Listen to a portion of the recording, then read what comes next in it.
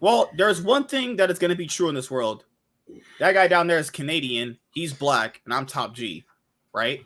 Oh god. And MSK can't give a heads up for a stream. What do you mean? Oh my god, you said stream Monday, so I said, okay, zero mention of a stream on Sunday, so then today I'm like, You know the show's tired. on Sunday. We told you this. Yeah, but other Sundays you don't do it, so at this point what it's is a this? little That's not, inconsistent. no, we only don't do these shows Wednesday if there's no like LEC or LCS Okay, going fine, on. I need to write this down then. Okay, but you've been doing it on like random times. No, we'll always have a show on Sunday. That's always going to happen. It's usually Wednesday to Sunday now. Those are the primary days. It's usually between 8:30 and 9:30. Yeah. Because if there's no LCS or LEC on Wednesday, or there's not much going on, then we might as well only have just one show. There's not much to talk about then. But all right, guys, gonna have a banger episode. Well, as some would say, Leave banged a bunch of girls too, and he's actually gonna be on leave from EDG now. Leave is living up to his grave.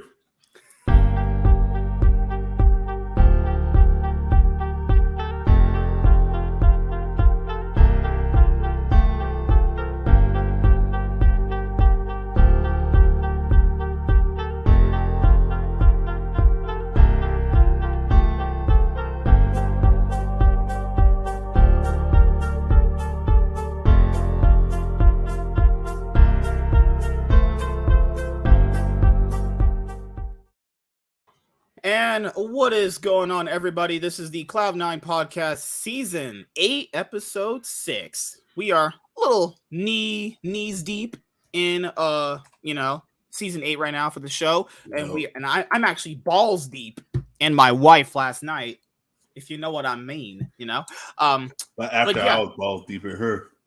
So were you balls deep in Pokemon last night too? I wish. Huh? And just balls deep in Arya's booty hole, just digging her shit out. You know what I mean? I'll take Arya over. I'll take Arya over Pokey. Man, it just depends on the day. It depends on what I'm feeling. If I feel some Asian or some Moroccan, Arya looks better without. Arya looks better without and with makeup. Dude, the lights are gonna be off. Her makeup won't even matter at that point.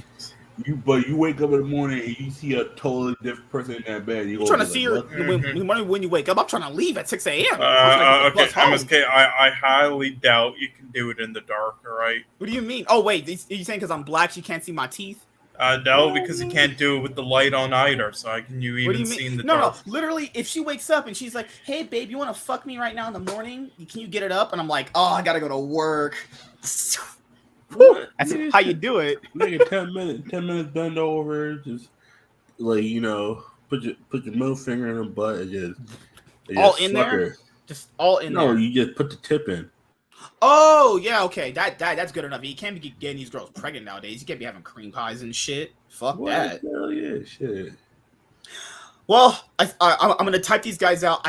I was so tired when I got home. I forgot to give them the topics, but we'll just talk for a little bit and. Yeah, how have you guys? Oh, we had the LCS. All of them are going to start. The LPL started first. Then was the LCK.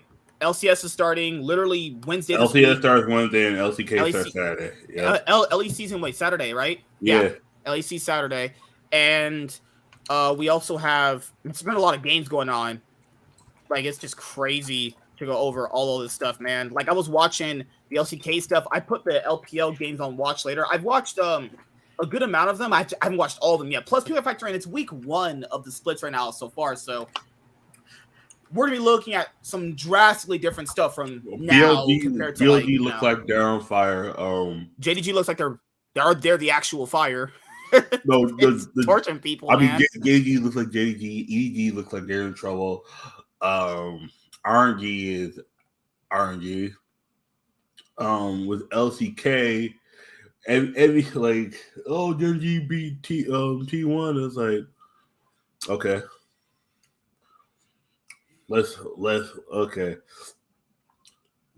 see what the. I saw that series last night. I watched that live. I'll say this though, watching it live, Doran was so lucky. Zeus was also not playing as good because Doran was trying to run it down. That man was been trying to run it down. I'm telling you right now, the whole LCK right now is just on cruise control. Well, like I mentioned before, it's just week 1. Like things look drastically different from week 1 compared to like week 9 and playoffs too.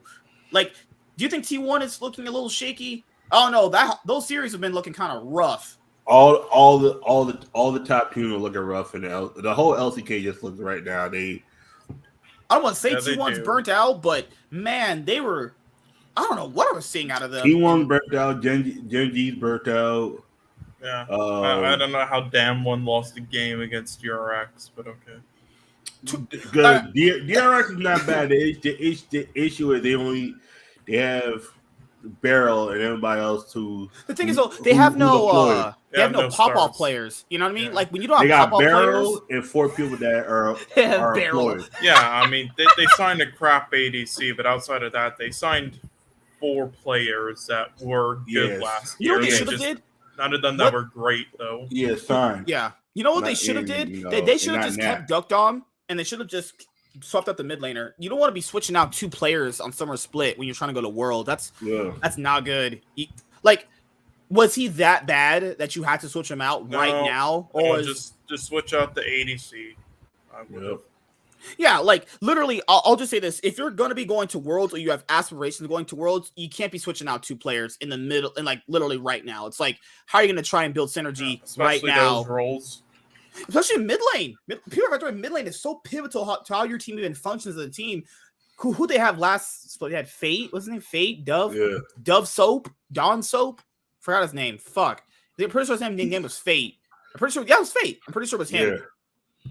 He was bleh, you know? It was just meh. It's always been kind of meh. But guess what? The team that have Fate in him. Why do you do this to me, man? Why do you do this to me every day? No, I will say though, what team do you think Zeka would have been better on? DRX with the every other player they still have right now, besides their ADC, or the team he's on right now?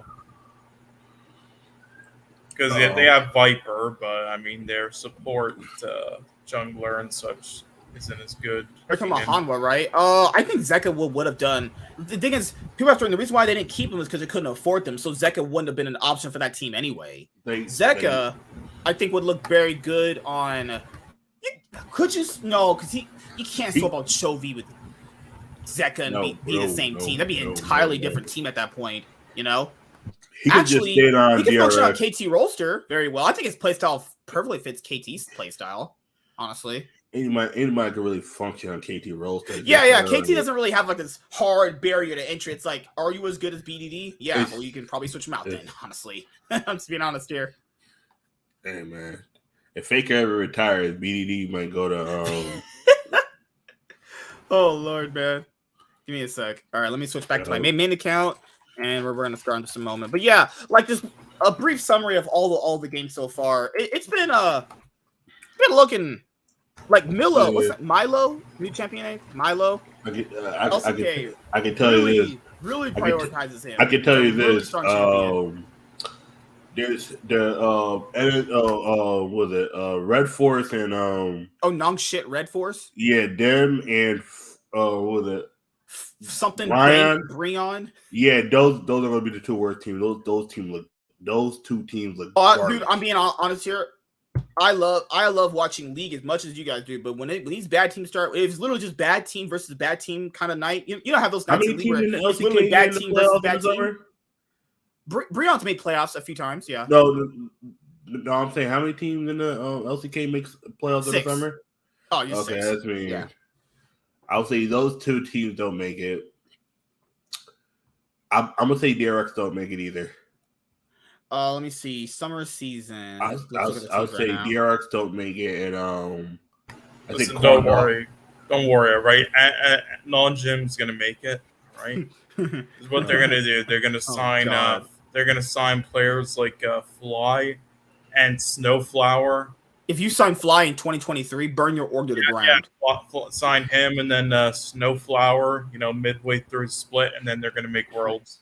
Okay, if anyone signs Fly, take a match and just toss it. Great player. And also let's get a Bang as well. Great player. Yeah. Snowflower actually was at one point a pretty good player. I think he just had bad luck with rosters, just being honest here. Yeah, I agree. But, he's on that Turkish team that beat Mad. It's like the same way we just look at the Shy. It's like, he was a great player at one point. Really good at one point. No, people if you go back in League and you ask who's the best top laner ever, it'll be like the Shy back in his peak and like Smeb back in his peak. Those like the literally faker of top lane. If you look at those two, but it's just how it because now he's a faker in top lane. If you Now get what I'm saying. I thing is, I love Faker's name because it's a double entendre. Yeah, because the thing is, you can't peak. Because if I understand, this happens in traditional sports too. Like the Stephen Curry we saw many years ago, it's not the same Stephen Curry now. It's just that's just how players go. Yeah, the thing here is like you can't keep that peak up forever. That's just not sustainable. No one can really do that. That is max sustainable for like 2 years, maybe in some cases. Maybe. I don't know what you're talking about. Stixay's doing it well. Yeah, okay, then we're gonna get Cacao for the jungler.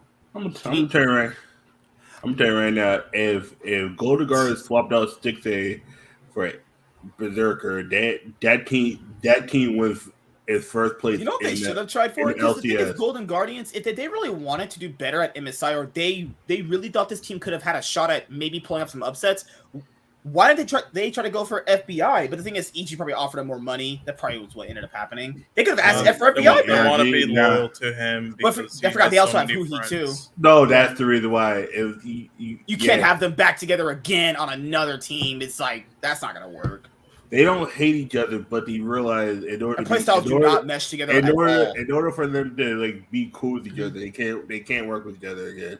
Yeah, because even when they were the best bot lane in the league, people had said their playstyles don't match anyway. Plus the issue is, the plus FBI is how you put it.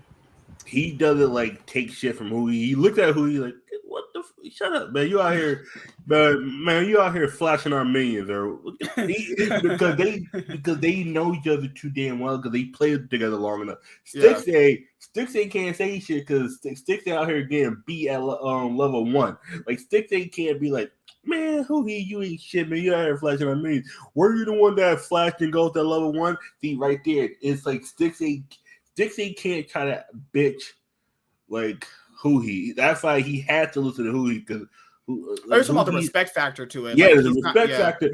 Like, which is crazy. Despite Huhi, it's actually been relatively pretty successful. FBI has respect for him, but the issue is he sees him as a peer, while Stixay sees him as a mentor. Because no offense, let's be honest, Stixay ain't like, according to a lot of people.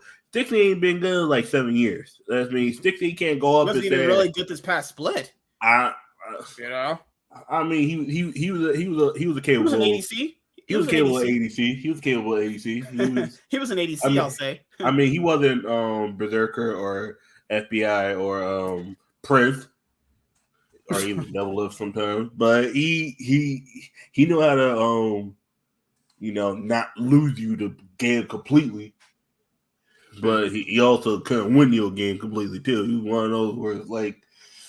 He was your weakest link on the team. It was like I mean, there were rumors that FBI was considered, but they wanted to run it back because if they did not make MSI,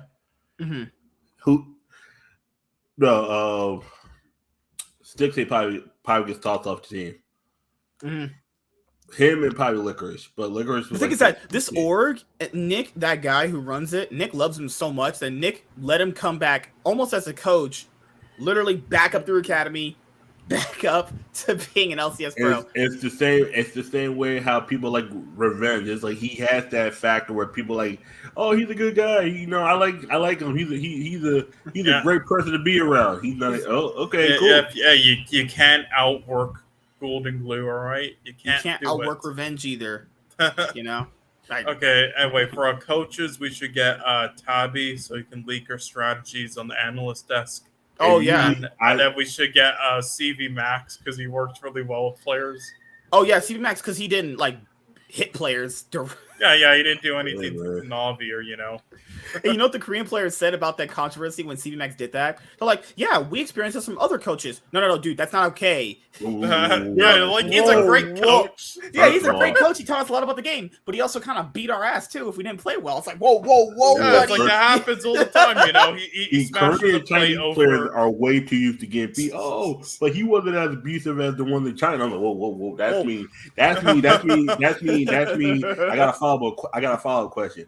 Yeah. Are you saying that TSM's gonna fit just fine over in China? Yeah. God. I mean, Reginald's abusive, but he's not abusive as some players where they got your, mama locked in the basement. I'm like, whoa.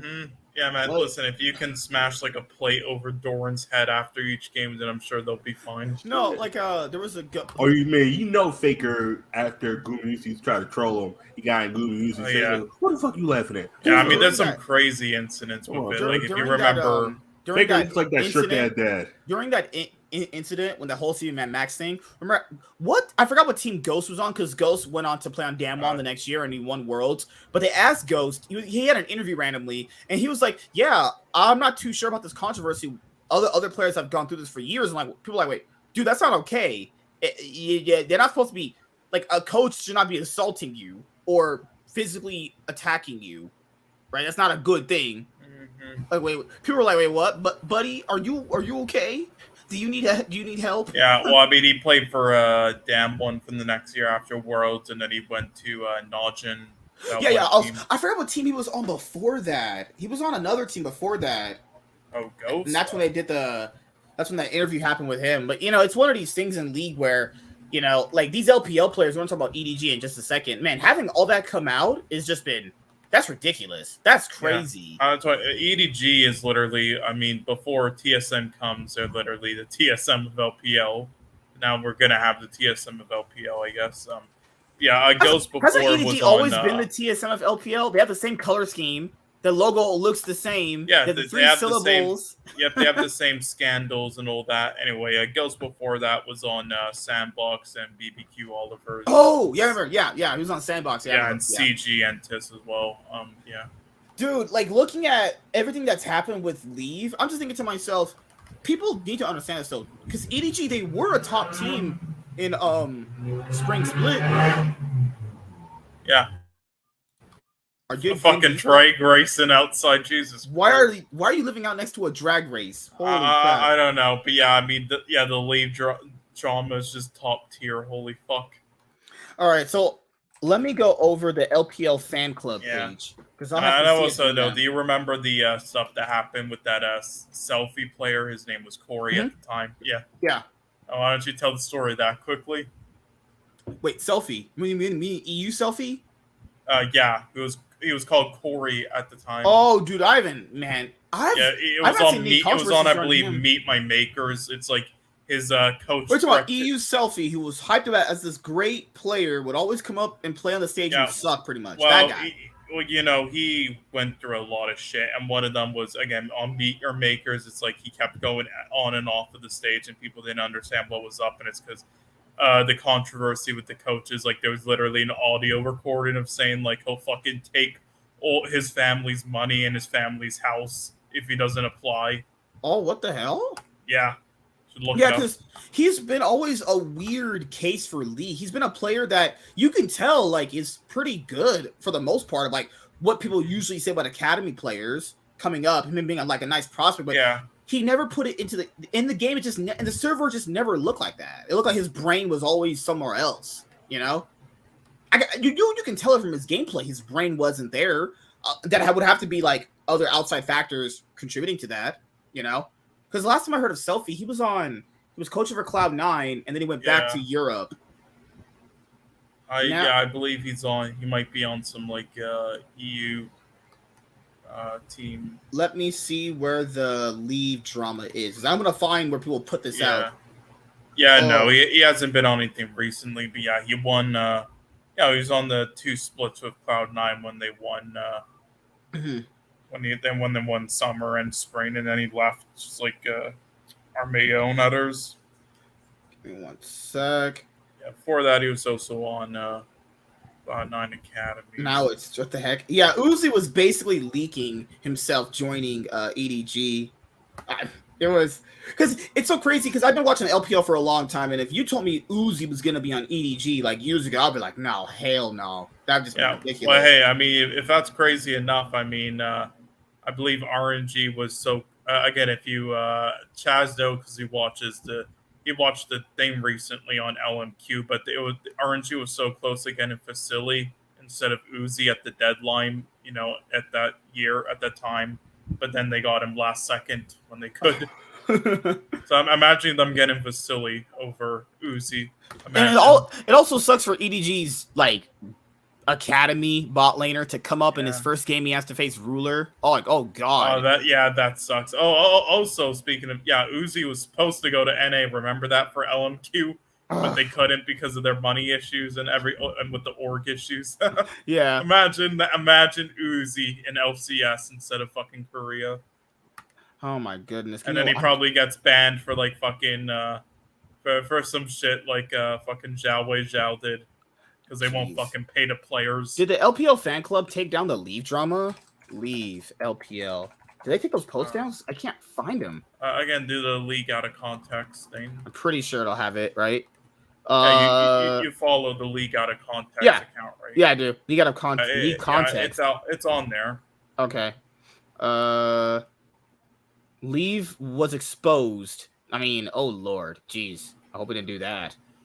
All right. Oh, you said leak out of context? Okay, let me turn up that one. Yeah, I'm glad someone brought this up too. Yeah. Sorry, it's called League of Legends Context Chan. That's the handle. Well, let me go to it right now. Okay, so Munchables tweeted this. He said, "What the fuck happened to EDG between playoffs and the split, by the way? I expected them to dominate in this meta. Seems like the drama with Leave has really affected things behind the scenes. I hope for their sake Uzi can fix things. I want to see Mako and JJ back at Worlds." Well, this is something people need to understand is just because they're a top team and they did well last split doesn't mean they didn't have issues. Like, I think people just forget that. Just because you're winning doesn't mean you don't have issues. Like, there are a lot of reasons that could happen, honestly. And people forget, EDG, they were a strong team last split. They had pretty good macro, all things considered, despite, like, usually the LPL is just all fight, no brains kind of thing. Yeah. But, EDG, they look good. LPL drama is just, like, you need to follow this account for. It's like every fucking week, it's like some player is cheating on his girlfriend in LPL or the other way around. Like, Crisp's girlfriend cheated on him. Oh, yeah. I've heard of that drama, too. God, it's like every fucking week. Holy fuck, LPL drama is nuts. Okay, because you have a lot of sentiments from people under here. This guy, Veach. Oh, Lord, pronouns. Please fucking murder me.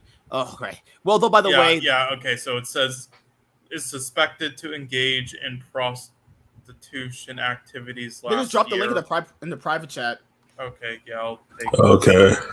Okay, Vici had said, well, they only lost 3 matches. 1 against BLG, MSI runner-up. 2nd against JDG, MSI champion. And 3rd against TES. Okay, first of all, this is something that fans don't understand. Chinese teams don't give a fuck about any of that. These teams just want to win. If you ain't winning, you're losing. That's it. All right, posted the links there. Because, like, here, let's say TSM went to the LPL and they lost to all these teams. TSM would go, but we're trying, man. We're trying, bro. But it's like, come on, man. It doesn't matter. EDG themselves are a world championship winning org. The thing is here, if it's so unbearable to play with this guy and this guy's did all this stuff, you can't, like, mentally the team can't perform. They don't like him. He doesn't like them. They know he's been uncovered. Like, it's over, So them losing to them makes sense given their current status as a team. But the thing here is you have to kind of understand that if you're a team like EDG, losing to these teams right now could basically make or break you getting top 4. And if you're not getting top 4 in the playoffs or a certain position in the LPL standings, the thing here is you're not going to have your double elimination. You need to have that. This is a very vital split. When it's summer split, they're trying to go back to Worlds. So, Lord. Yeah, anyway, so there's the 2 links there. One's a thread, the other is just a regular tweet. Okay. Found it. look. Here Yeah, we look go. at the first Right, thread. trying to get on my knees and suck look your at the dick if I look at could. the first one. Oh shit. Yeah. All right, so here was it. Here's it in order. I'm glad Sean had this stuff. Okay, so here's the rumor. EDG Leaf is suspected to engage in prostitution activities last year. See thread for more detailed explanation and how the fans put it all And then out together. here wilding. Out here just swinging his dick around. Uzi said on stream, if you kind of watch some people translate it, Uzi said to leave the girls alone, keep doing his own thing, and he'll be fine. Guess what he did? None of that probably. Then Uzi took his job. It's just so odd how that works, you know? Just so odd how that works. Yep. All right, so let's see this thread. This combined picture has 3 parts. The top left corner is the chat history of Leave talking to the prostitute under the username Yangming Yangming Gaoming Bao Bao. And the top right and bottom picture is included to prove why that is Leave. The same username is shown during a stream with Fofo. Oh shit. These LPL fans are so... I love people always say LPL and LCK fans are so nice and they're so respected and they're so... No, people... These are people just like me and you. These people are crazy. Except the Chinese and probably, probably kidnap your mama. But Let's see. Is there any other tweets below? Yep. All right. So there is also an Alipay and birthday evidence to show why this has to be Leave. The birthday IP and the first and the last word is this Bing Bao Bao user all matches with Leave's real identity. Furthermore, the profile picture in the chat history of Leave asking for a prostitute matches with Leave's Weibo profile picture, providing more evidence that this is the actual EDG bot laner. Oh, these fans just straight up dox this guy. That's not good either. Good lord. It is against the law to engage in prostitution in China. However, it is very hard to be proven guilty unless the person is caught red-handed. Therefore, it is more likely for this event to go down as one of those memorable LPL incidences like Huanfeng's or Photix. I didn't know the Photix one. I know the Huanfeng one. I don't know about the Photix one. Lastly, the original post was sent before EDG's game against BLG today, making the throwing him under the bus hypothesis not that strong, since it would be more efficient to do that after the game if that's what the leaker intended to do. Yeah, it is funny how all ADCs, they're all ADCs anyway. Then there's the other tweet. Within hours, all of Leave's social media accounts were exposed. Leave is found using alt accounts to flame JJ, defended himself, and to follow a lot of girls. Weibo, Hoopu, and Taiba are all going crazy with the lead situation right now. They are memeing about EDG Uzi. Oh lord, okay, there's the pictures in their native tongue. Yeah, using the clown meme probably under the insult his teammate Lord. JJ with an alt. Oh, yes, and then there's also this third tweet here I posted. If you didn't see it, you don't have to watch the full video, but holy fuck, this is insane. We found the guy who climbed the tree. Yeah, this guy literally go to like the 25-second mark or something. This guy climbed a tree outside of EDG's base to see if Uzi's in there, and he is. That is so cringe. That's what are these LPL fans. People, and these fans are called like caring and respectable. Motherfuckers is nuts. Mm-hmm. Oh, let me refresh my. Oh yeah, well. There's also a tweet that just shows it. But, yeah. Oh my lord! All right, he looked like a Wang Dong Chong. Yeah, he looks like the LPL version of like one of those YouTube clout chasers.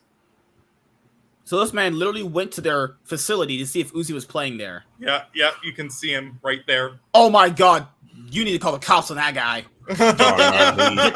Get the feds. Get the feds. First of all, man. See.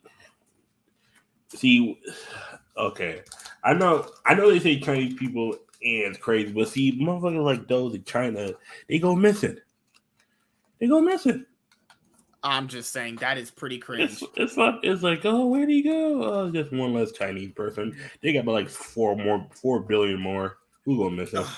Good God, man. It's fucked up. It's like, Jesus, don't do that. So Leave was flaming his teammates on alt accounts, engaging in prostitution, And then EDG were like, okay, we're just going to get you out of here, and we're going to bring Uzi. Now, people factor in, Uzi, is considered like one of the best ADCs of all time. But the last time he played on BLG, this is before the BLG we have this year. The BLG last year with that super team, which Uzi was supposed to be on. When Uzi played, he looking kind of rough. It looked like when Michael Jordan came back from playing baseball for those first few games. I mean, for the most part, he looked good under considering like he was away for a while. Yeah. And if you don't know, Chad's like, he's been like in and out his entire career because of health problems. Like there's been many years where he didn't. Those are alleged health problems too. There's been some Swiss people upset where he just wanted to take off just because he knew he could come back and take the spot. True, possibly, but his body is like fucked though. It's like an old man's body, but hopefully he's like worked out his health and stuff. But there's been many like years though where he literally just skipped the entire like spring split and then just plays in summer because of it. They're like one of the only years where he played it fully was 2018, where he won MSI and was going for that World's one run. And also won both splits. Yeah, the thing here is, do I think that Uzi is going to come in and fix all the problems? Absolutely. Hell the fuck no. No, have you people seen EDG play? That macro that they had that people loved in spring, that shit don't exist right now. They got people that watch their series against JDG. Even if their academy bot laner was playing as bad as he did, it didn't matter. Man, we're talking like Adrian Check's butt as wide as this, and my fist just digging in there. Just imagine all that. Now, it's only week 1. Things can change. I'm going to leave that out there, but they need to get back to form. And I'll say this too. Or is it Ale or Ale? I don't know how the fuck you pronounce that. He's not been... Because I will say this though. Their macro got them really far in spring. And notice how I say their macro did, not their gameplay. Okay? Yeah. Their actual the way they were smart about the game, the way they executed things, their players are considerably weak compared to like other EDG players that have existed on their roster for many years. Fofo's like he's like peak average, if that makes sense, right? Ole's like peak average. JJ is pretty average, right? Then you have Leave, who was pretty good. He was like their standout, but now he's gone. Mako's always been pretty good for the most part, but the team just feels like in the top side of the map, which is so impactful in the game right now, it's just all kind of average, Yeah. So if you don't even have your good macro, which set you apart from other teams, and you just have a bunch of average players, I don't know how you recover right now. I'm not saying they can't, but... Do you think Mako's going to stay after this year? Do you think he's always staying. He's never leaving. That guy ain't never leaving. I mean, we thought so with Ming. And then if he didn't leave, when Deft left...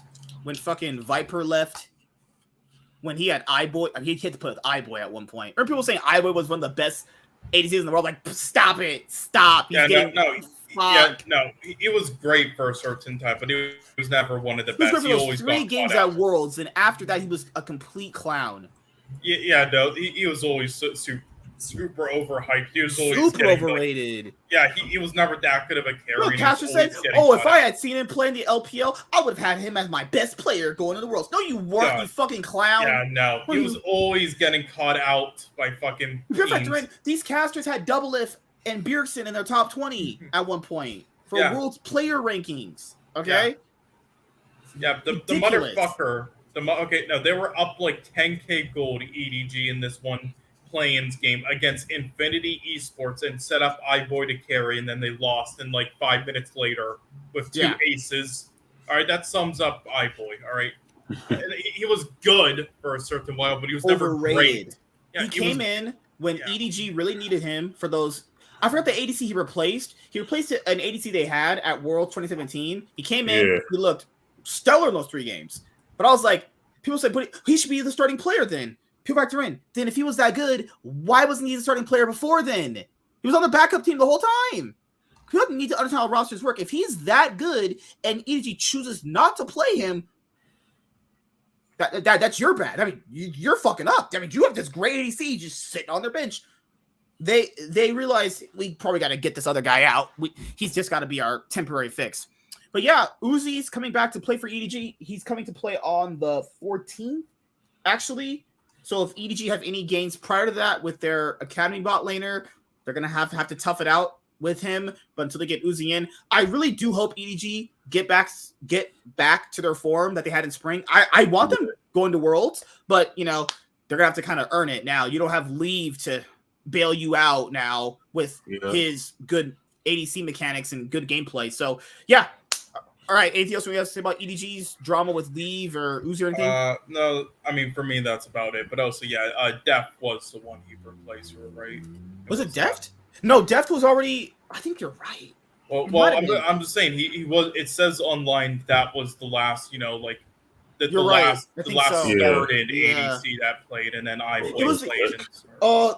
The week 1 of Worlds 2017, he replaced an ADC, and he played in week 2. Remember that? Okay, this is back. Yeah. Okay. No, there was. Okay. No. Here's the thing. There was probably other players that played after Def left in spring, but it doesn't. The thing is, it doesn't say one start in. I probably just checked, but he if you go to week 1 EDG of Worlds 2017, he had I'm pretty sure he had a different ADC, unless it was him and I just didn't notice it. But I know I'm pretty sure he's popping off in week 2. Well, it says that iBoy started in May 2017 and Def left in November 2016. So there was definitely ADCs playing before him. It's just, there was. I remember. Yes, but I don't know who because they all say trainee. They all say trainee / bot or sub / bot, and there's like 3 of them. So I don't know who it was, but it was probably somebody like Zet or like oh EDG. They had, I think, one of the worst LPL top laners of all time on their team. Remember that guy Mouse? That guy was pitiful. Yeah. That guy was if that guy was a pro player. That really shows anybody can. Mouse probably was one of the worst LPL top laners ever on this planet, outside of like bottom tier LPL top laners on bottom tier teams. He was awful. I can't believe that guy actually won titles. He was legitimately getting carried. That guy is terrible. Oh my lord. All right, so EDG going through drama just like TSM, and hell, TSM and EDG are going to be in the same league. Woohoo! Can't wait for spicy drama. Oh, all right. So the LCS is back. The LCS is kicking off the 2023 summer split coming up this Wednesday, but going to be a slight change to it. Okay, so since the split is starting 2 weeks later, that means we have to have a pseudo LEC format where we have the 3 BO1s for 7 weeks. We have 9 weeks of gameplay, but the 2 weeks that were slashed off means you have to apply those extra days to the split. So I think it's better. The only downside to this is it's not the 3 weeks of BO1s like LECs. It's fuck. We got to watch INT for 7 weeks straight. Fuck. That's like, blow my brains out. I think both of them have their advantages and disadvantages. Yeah. Okay. My whole thing is like I like how the LEC does their thing. The issue is that world point shit made it that Mad Lions got in no matter what. And I was like, was Mad Lions even the best team to go to MSI? And because they sure did look like it. Them motherfuckers look like fuck. I think you're trying to understand. That's when you start noticing like teams can sometimes not even be the best. They can just peak at the right time. And you know they're not. And you yourself, they're not this good, but you have to kind of give them the. I'm not going to be a hater and go, they weren't playing good to get to the title. No. They beat out every single team, and they did that. But they're not the best team if they didn't peak this hard. Well, right? Again, that was like DRX. I'm not discrediting their win, but that's the case with them too. And hold on, you saying King is not the best top laner of all time? Nope. That's also the case. No, that's also the case because if T1 didn't draft like shit in that game 5, they probably would have won. Also, if they played out their comp, according to your boy Kjo, that's the shot, man. That motherfucker, he's like, man, he go win Worlds, he go win MVP. I'm like, damn. If he said the Shy's gonna win Worlds, I want Kjo to understand. Shy's already did that. That's already won Worlds. He's good. He's gonna win Worlds again. He's won an LPL title, which is already really hard to do, and he's won Worlds already. The only thing he hasn't done is like win MSI. But I mean, does he really need to win that? He's already won Worlds. I mean, guys, Worlds. He's already won that. He was considered like the best top laner at one point, so the Shy is more than good. I mean, they could have won MSI, but then they decided to like drink sake the night before against. I remember why. Yeah, the stories about why they threw against Team Liquid. Oh my lord, man, crazy. More LPL drama. And you know what? I can believe all of them with how they played. These player stories come out where it's reported that X Smithy was drinking with the pros. Yeah, then he would be on LCS stage the next day. And it even happened this split. They said he was drinking with people from like 100 Thieves, Cloud9 before draft the next day. What the fuck? Oh yes. He was at the bar with Double Lift before he would play against Double the next day. That's crazy, and they said that they were dying of laughing, like because it was either like he would like beat them on another team, or they would win with him like hungover, and they would be dying of laughter. He would go on stage hungover, just even if they lost to him, they would be dying of laughter. Like, holy fuck, we lost to some guy hungover. Oh shit! All right, so let's talk about the LCS coming back. The LSPA situation is over. I will say this before we get all into the nitty gritty, because that's probably the main biggest topic for today's show, which is this is going to happen again. I'm people understand this will happen again. I don't know when it's going to happen again, but it's going to happen again. When you have a situation like this, I think about 2 years, right? Because you have a situation like this where all these things came out, it's like a saw trap where it's gonna snap at one point, it's gonna kill you.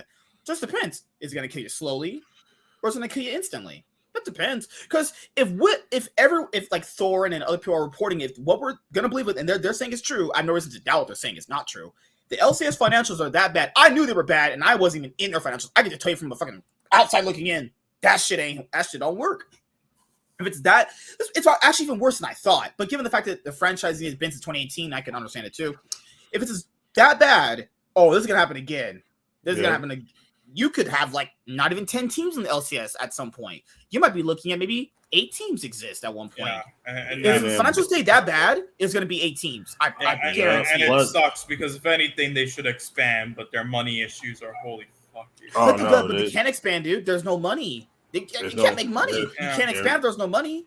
You know? There's no money, plus like... So the teams that will come in, they can't pay a franchise fee. They don't have no money. What do they do? Suck dick? I mean, what they should do is do like what Riot had forced LCL to do with PCS. It's like, all right, LCL, you're bad. It's they're their own thing, but what it is whoever's the winner of LCS goes against the winner of whoever the PCS is. I know what you mean, yeah. Mm-hmm.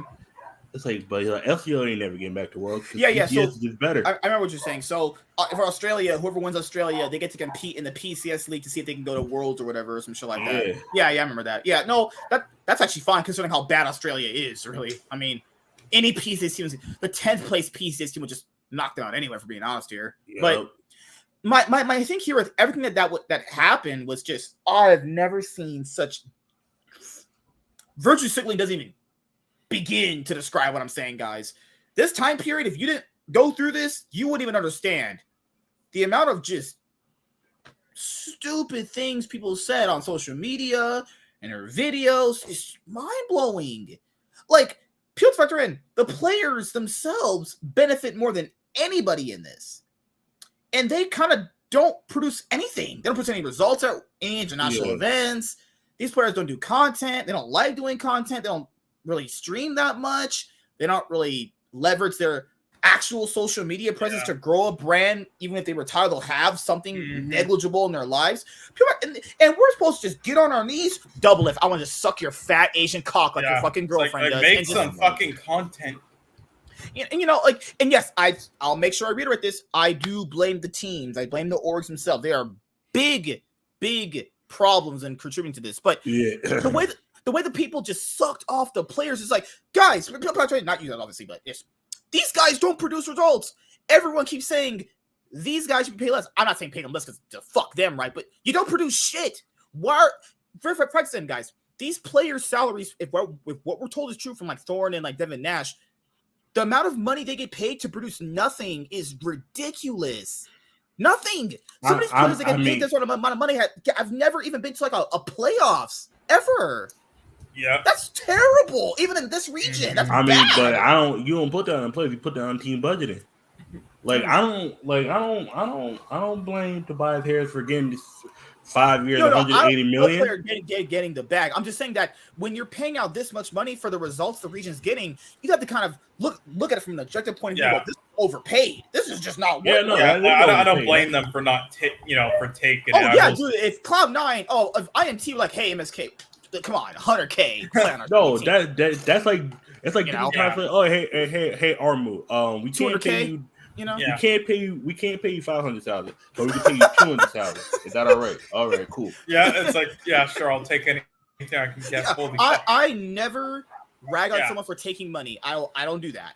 Yeah, but how can you not take a bit of a small paycheck if you're already getting paid? Yeah, the thing is, you're only gonna last like 3 months. So you're here for 3 months. You get paid a big bag of money. You get them. No get utilities, the maximum no value. food. Yeah, no utilities, no food.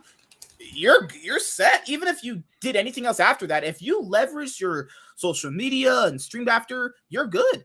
That 3 months could make or break your entire life. Now, if you're looking at the LCS orgs for that example, you go, we're spending all this money and we just ain't getting shit. Now, I know people have brought up the whole salary cap thing, so people have mentioned that it's illegal. Now, it's not really illegal. It's more like antitrust laws, which work in a different way. So basically, the reason why the NFL and the NBA can have salary caps is because the players are a union, which provided collective bargaining to make that a possible thing. There's a reason why that doesn't exist in the LCS is because the LCS players are not a union. So they don't have a collective bargaining, and you can only introduce a salary cap if they're a union. And the players don't want to have a union because that means it goes. It's like we're in China.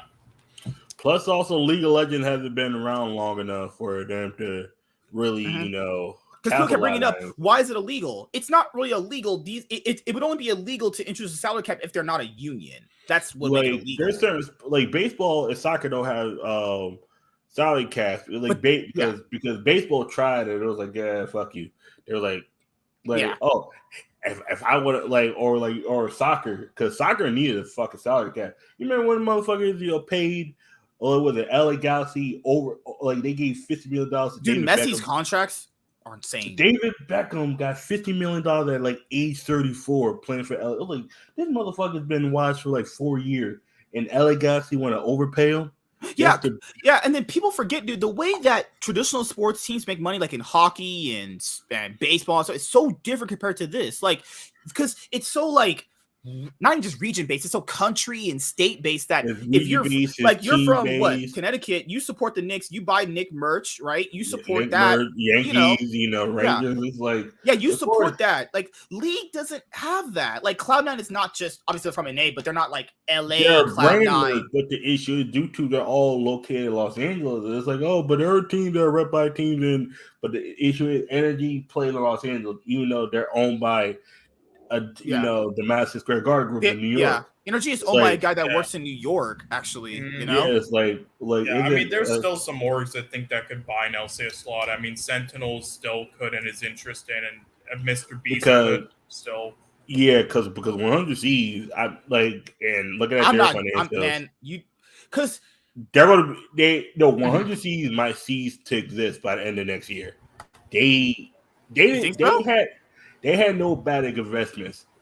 Okay, this is the issue between CLG now of our NRG. I mean, I think 100 Thieves is like secured. If you're talking about LCS, so then they might even like try to make it to EU for all I know. TSM and 100 Thieves. CLG was always in a bad financial state to where they. Oh yeah, dude. They even being owned by Madison Square Garden. Madison Square Garden they wasn't giving them money. Dude, the owner gave them a budget that was basically like, here, make this however you want. This is what they did. Like, it was to the point where the energy. I think the budget they have was the same as the WNBA team. That means you're not getting shit. None of you haven't produced anything. CLG has been good in 6-7 years. There was a stretch where they literally got no higher than 9th. I'm not even kidding. For 5 splits straight, they got no higher than 9th. And that was like the New York Liberty, where at one point them motherfuckers they only got in the playoffs because there was only a certain amount of teams. Like literally, was it at one point during one of the WNBA season, it was like they played about 32 games. if you got 10 wins, you were in the playoffs. 10 and 22. Because the way they did it was they did it by region, and then they did it by record. Because there'd be like 3 teams that would literally be like 28-4, and then there'll be teams that get in the playoffs. They were like 10 and 22. One team I think got in the playoffs with 9 wins. I'm like, this is, and you wonder why motherfuckers don't want to watch this shit. It's like, and then you got TSM, like the whole thing with FTX is the reason why they failed. Then, dude, you remember what? You might have been on Twitter, or you might have seen some articles covering this where Reginald was like, "It's not going to hurt us." I wasn't looking at that for back then. I wasn't looking at that for a esports. I was looking at it for a business aspect. I was the same here. I was like, if that guy said his $200 million sponsorship deal won't hurt him, he literally might just be on track. Because I was like, who the fuck? Reginald's actually probably fair enough. No, fair enough. It might actually not hurt them because they don't do shit these days. Their streaming stuff is basically dead now, and they're basically out of like most games besides a few now. This is what it is. So I guess it won't hurt them. Their streaming stuff is usually just they're content creators that you barely would know. You know that Janity, she's the I think she's Chinese. She's a Chinese girl that's walking through Taiwan. Did you know that she was signed through TSM? I remember that, yeah. Yeah, it's like most people didn't know that. It's like they let Kitty Cinderella go to Misfits game because they didn't want to utilize her, and then they signed Taiwan's brother E-Rob. 331. TSM signs a lot of random wait. I remember there was that one she was either like Japanese or Korean, but in Brazil, a support player who was female, and she could have easily played for INTZ or at least as a sub and make it to Worlds and MSI with them, but there were some scandals that happened where it's like they wouldn't even like let her practice. They were just treating her as like a mascot, a gimmick thing for clicks. So she then left and has had lawsuits since, and then she signed with TSM as like a streamer after. Oh shit! It was Mayumi, I think her name was. So we had all this stuff going on with the Player Association, Riot, teams, the fans. Like the fans are like, oh, if they locked esports through a paywall, they're like, I would never pay for that. Well, I agree with what Monty had said too. If you don't think this is good content that you won't pay for, then this is probably not good. You know, would I pay for this stuff right now? I would. I mean, I legitimately enjoy watching it, so I would pay. But if a lot of people say I'm not going to pay, then that means that it could mean one of two things: either you weren't really a fan of it yourself, or you simply just. People are fans. I hate when people say people are not fans. No, people are fans, but the issue is like, do you want to put your hard-earned money into? It's a different story putting your actual money into it. Yeah, it's like I mean, the issue is I haven't really like paid for like sports things in forever because with cable I could have but with cable now it makes it difficult to then pay for a thing on computer, so because of that I just pirate it out of efficiency. So them doing it with like esport, it would be the same thing, and then that's also the thing. Would there be any pirating sites for esports? With me, like half the teams I watch are already on stuff I already have. Like I can watch GenG games on Amazon Prime. I can watch Knicks and Rangers on the MSG Plus app. Like I got that free till like 2025. They were giving motherfuckers deals. It was like if you pay $20 now, you can get MSG Plus for free for like 5 years. I'm like, okay, I'm taking this fucking deal.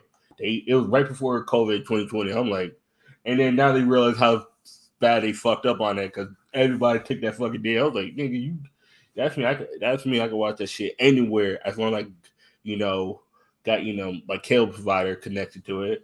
And of course the Giants.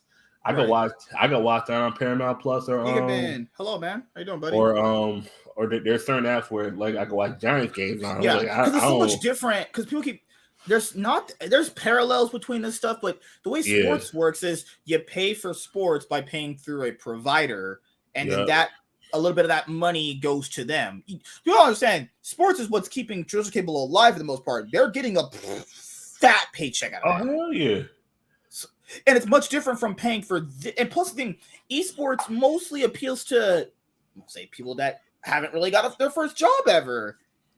Just saying, or people that have just gonna go to college, so their first finance is probably not. You're probably not thinking like, hey, I'm gonna go buy like subscribe to the LCS's fucking channel to watch esports. Now there is an older audience in esports, but depending on how much you really think that is, like, are people willing to put their money where their mouth is if this ever was locked by a paywall? I would love to see that day, honestly. I would love to see a day where they announce that and see how many people just cry and just whine and bitch and moan. But I think people would actually pay for it. I think they would. I think people want to be. So. I think people want to watch and be in it so much and talk about this. They would actually pay for it. I don't know about others. Maybe the LPL and the LCK people would for sure pay for those. I mean, if that's 50-50. I think LPL, yes. LC. The issue with LCK is the LCK is kind of like NBA. Like if the LCS will be fucked. Let's be honest here. The LCS will be really fucked by that. No, the LCS is like it's like hockey because everything's so fucking unpredictable. Everybody thought this year it's gonna be fucking Boston Bruins in the finals, and the motherfuckers was choking dick in the first round. I mean, they're choking. Sadly, we're gonna get Vegas winning. Sadly, yeah. I told motherfuckers it was Vegas. I told them if Vegas got to the finals, whoever they coming out of the East.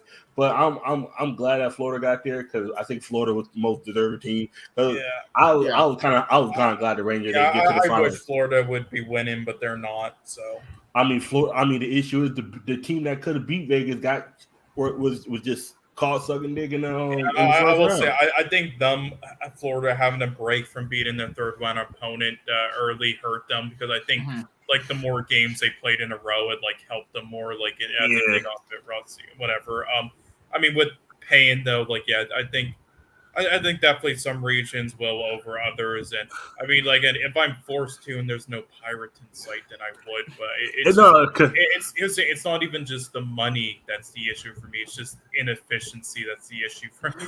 Well, the thing here also it's like this because think about it real quick. It's like. If you had, because you're not gonna pick for all four, pay for our region. If you had the price point now, depending on what, let's say they were charging $5.99, $20 bundle for all four. Maybe that's not bad. That's not bad at all. That's cheaper than what a Netflix subscription is. Yeah, I will say, there is like a. I would do that if they were like $6.99 for and then like individual. I would do it. Yeah. I mean, there are some like sports ones that have like really cheap stuff. Like there's somebody from the someone from the UK that I follow a lot. No, that's just what I would do. I can't speak for everybody else. All I would say is that if you aren't willing to pay for it, that's a reflection of how bad the product might be. Actually. I mean, they could make. I'm saying they could make it cheaper. Again, I have there's somebody I talked to that lives in like the UK and he watches a lot of like. Because I'm being honest here, the LCS isn't worth more than $3.99 a month. Because he watches like a lot of cricket and rugby, and he said like, and he said like you can pay like literally like $16 a year, and you can get all the cricket and rugby in the world. Yeah. If that ever happened, they'll probably do like you pay $80 for a whole year or some shit like that. Well, again, some sports like rugby and cricket and some leagues like you literally can pay like $2 every 6 months. Because I'm being honest, man, that would help support the scene if people actually did that. I just don't know how that would go though. Like that would help support the scene is actually putting money in. The problem here is people say the risk of what if people just leave? Then that's the risk you take. There has to be some risk you take. Mm-hmm. I mean, can't just be sitting here going, "What are we going to do?"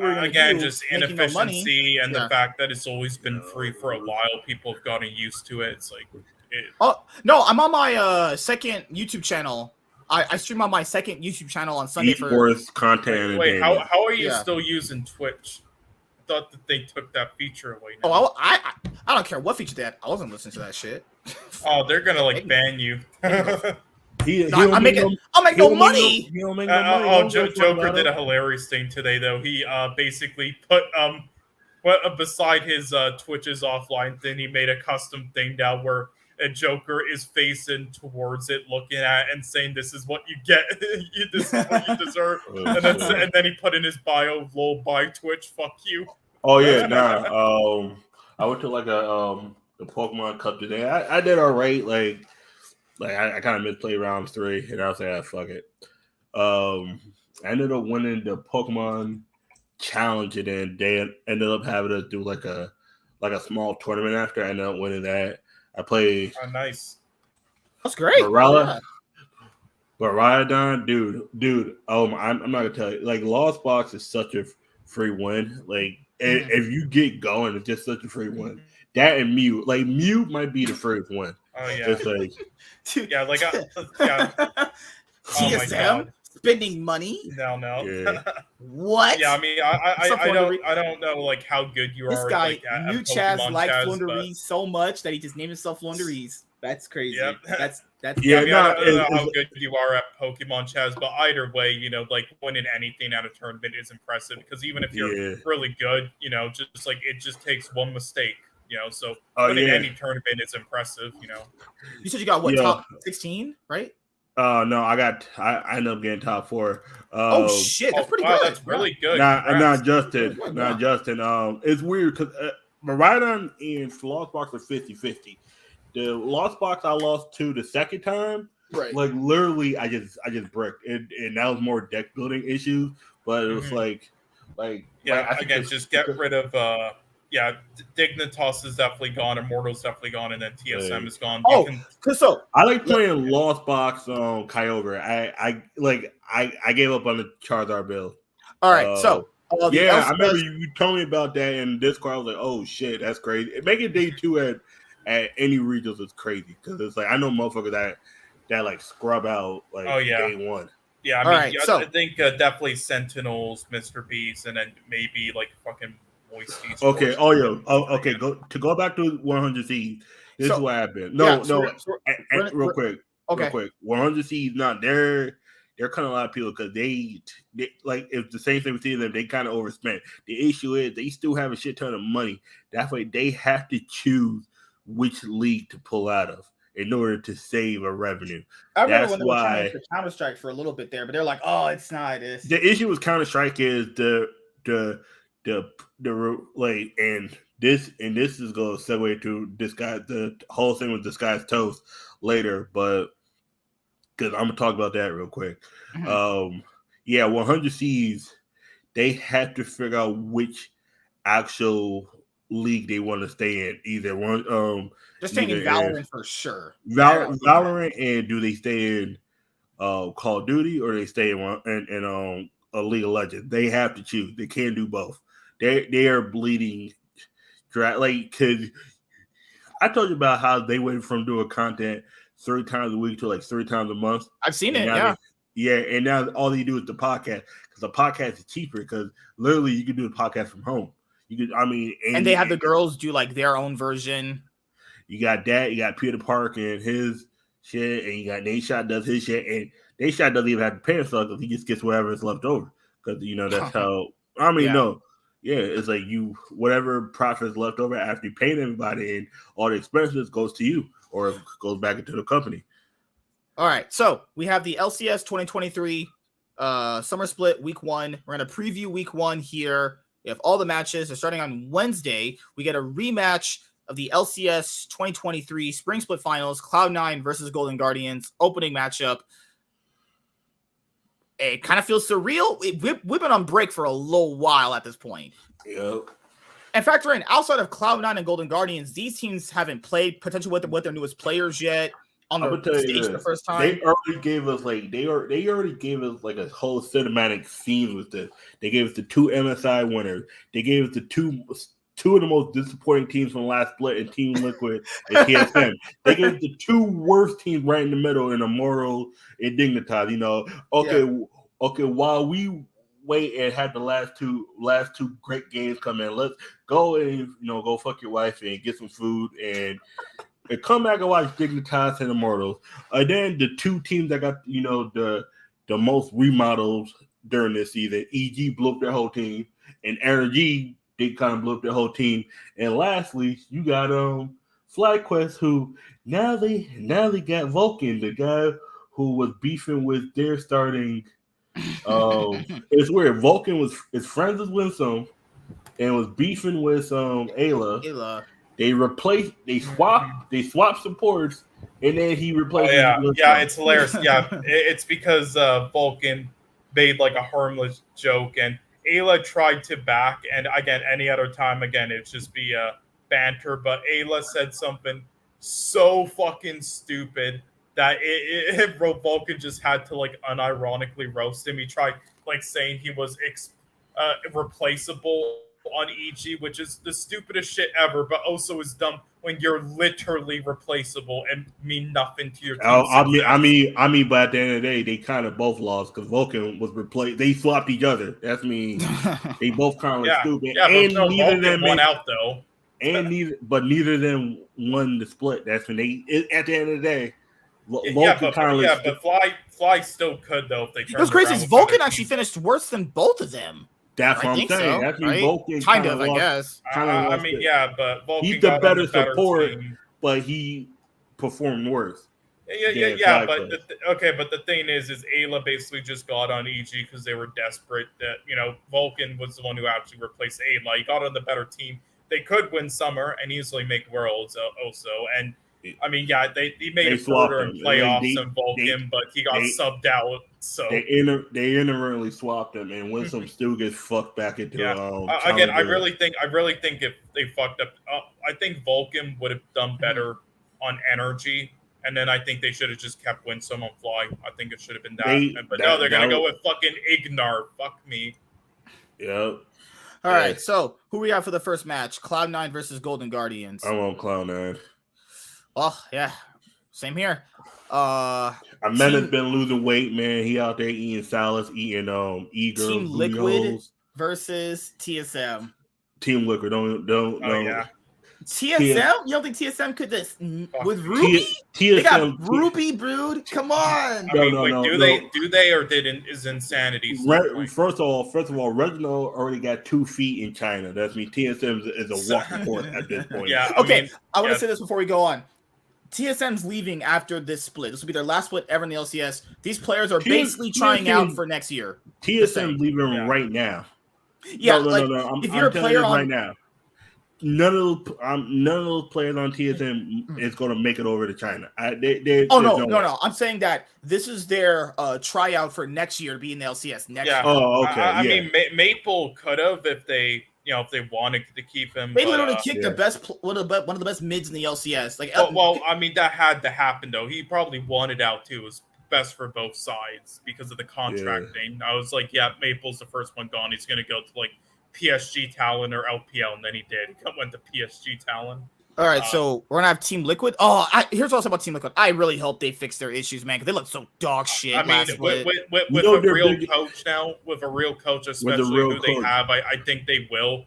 I mean, if they don't though, then TSM actually has a chance because Team Liquid's the better team. They have the better players, but as a team, they play like shit last year. So if they still haven't fixed their issues, and despite TSM like fucking 2 steps out the door to China and looking bad on paper, they genuinely could, and with their veteran experience. But I'm still going to go with Team Liquid though and Cloud9. Same here. And with Team Liquid, this is the make or break season for Piosic and CoreJJ. To me, CoreJJ should have retired 2 years ago, or at least after last year. Like he looked done last year. Could you imagine that though? The Team Liquid signs 2 junglers who just recently either won Worlds or made like Worlds finals in Brox and Piosic, and then it's like they retire the year after. Yep. All right. Now we have the match of the week. Everyone's going to be watching this. Everyone's going to tune in for this match. Yeah. We're talking about everyone. No one's going to want to miss this. We have IMT versus Dignitas. I'm calling my girl to come and ride my dick during this time. I'm not watching this shit. I'm gonna tell her. Okay, what I will say is I think Dig should actually win this, but I think will depend on actually I think Treats could actually carry IMT though. Do you know who's going to be the real loser of this matchup? Our time. Our wasted time watching this. That's going to be the real loser. And the orgs wasting their money on their slots. But yeah. They lost buying Arma and fucking Revenge. I think IMT definitely has players who could carry them in games like Treats, and even though he's not that Treats and Tactical. And even though he's not that good, Balulu, so they have players that have carry potential. So they have solo now instead of Revenge. So with a team against a team like Dig, they could win because of that, but I do think the overall better team on paper is Dig. I just hate IMT, and I think they get so lucky with wins. Again, the IMT has the most carry potential of certain players, but I think Dig's the better team. I think they're, for anyone who's going to watch this later, I'm only going to predict for Wednesday because I can't predict this far ahead without any gameplay. I'm gonna go with my heart here and just say Dig. I'm gonna hope Jensen. I'm not picking any. My time is what lost. I'm gonna dignitize, but I gotta hope one of the better teams with mid laners fall off that Jensen gets signed to another team. Yeah. Because Dignitas is garbage. This is what I want to happen. I want Jensen to play good. That's what I want out of this. I mean, I wish he got on another team so he could like break the world streak record. He's tied man. If it wasn't for Dane Shot with those nostalgia glasses, like Jensen would have been on 100 seeds. Like I said, remember, all you have to do is make 4th place to split, so you can get that best of 5 against the EU 4th seed. So. Yeah, and I wish he got on 100 Thieves, but whatever. Bjergsen, he was so good, right? No, that was Nate Shot. This matchup though is actually really interesting. IMT versus Dig. No, it is bleaching your eyes. No. Let me explain, because these teams are both like the two teams that I think are like going to be in the run-in for 4th place, or like the top teams in the run-in for 4th place, along with 100 Thieves, and they're both ones that have like a lot of positives, but then made a lot of roster changes for different reasons, but can still be up there. And also, here's the thing: in the ADC position, they both have 2 ADCs with like a lot to prove right now, Unforgiven and FBI. Okay. Well, that's this matchup. Yeah, so I actually think it's going to be a really interesting matchup here to see who wins. Also, when it comes to IMT and Dig, if you lose, because these are going to be considered like the bottom tier teams anyway, right? Losing the matchup right now could determine on if they get into playoffs too. But factor in, guys, for summer splits of the LCS, it's 8 teams make playoffs too. So. EG versus NRG. Oh God. Very interesting matchup for those NRG. Reasons. I want NRG. I'm going NRG. I hope NRG wins. If it doesn't, that'll be a horrible look. But I want FBI to get his revenge against EG. Just fist their ass. I hope, and also they have the better team. You can do what Travis wanted to do to Nicole, which was Fister, but he couldn't. So all right. I mean, EG does have like good. Again, like I don't want to like discredit like Armeo. Yet he was. I do. Again, he was solid. He did his job when he came in, so he's still. You know what that gets you in LCS? 6th place. Yeah, sure. I'm not saying that. I'm just saying I'm not discrediting him as like a terrible player. But he shouldn't beat NRG, so it'll be a bad look. I mean, Contracts hasn't looked that good. It's honestly whoever's going to show up on that day. Honestly, I think it's mostly going to boil down to if Unforgiven can pop off. They can win. If Jojo Pion has his brain, last split he didn't have his brain. That man threw his brain in the garbage last split. Plus he had COVID for like half that. Good lord, yeah. I'm just saying. Imagine if NRG had like Genax and Vulcan instead of Pala Faker. They have Pala Faker versus Jojo Pion, dude. They gotta have this shit up, man. All right. Imagine if they had like Genax and Vulcan instead of these 2 players. All right, Warren. Holy shit. FlyQuest versus 100 Thieves. I'm pretty sure FlyQuest wins this. I hope so. If 100 Thieves find ways to steal this game, 100 Thieves has a new mid laner coming in. It's named Squidward. If he plays badly, I'm calling him Squidward. Yeah. If Squid, and fuck, they got someone else new too. God damn it, top laner. Oh, Someday returns. Someday's back. That's mean. Now you got FlyQuest. Yeah, I think this game's going to be closer than people think. This might actually be the best match of the week. Yeah, this might be the best matchup because Cloud9 might. What do you mean? We have the MSI thing. Cloud9 might just stop Golden Guardians. Because honestly, who in the world? I think Golden Guardians could win. If Golden Guardians want to beat Cloud9 right now, they better do it right now. That's probably happening later on. Do you think Stix is going to outplay Berserker?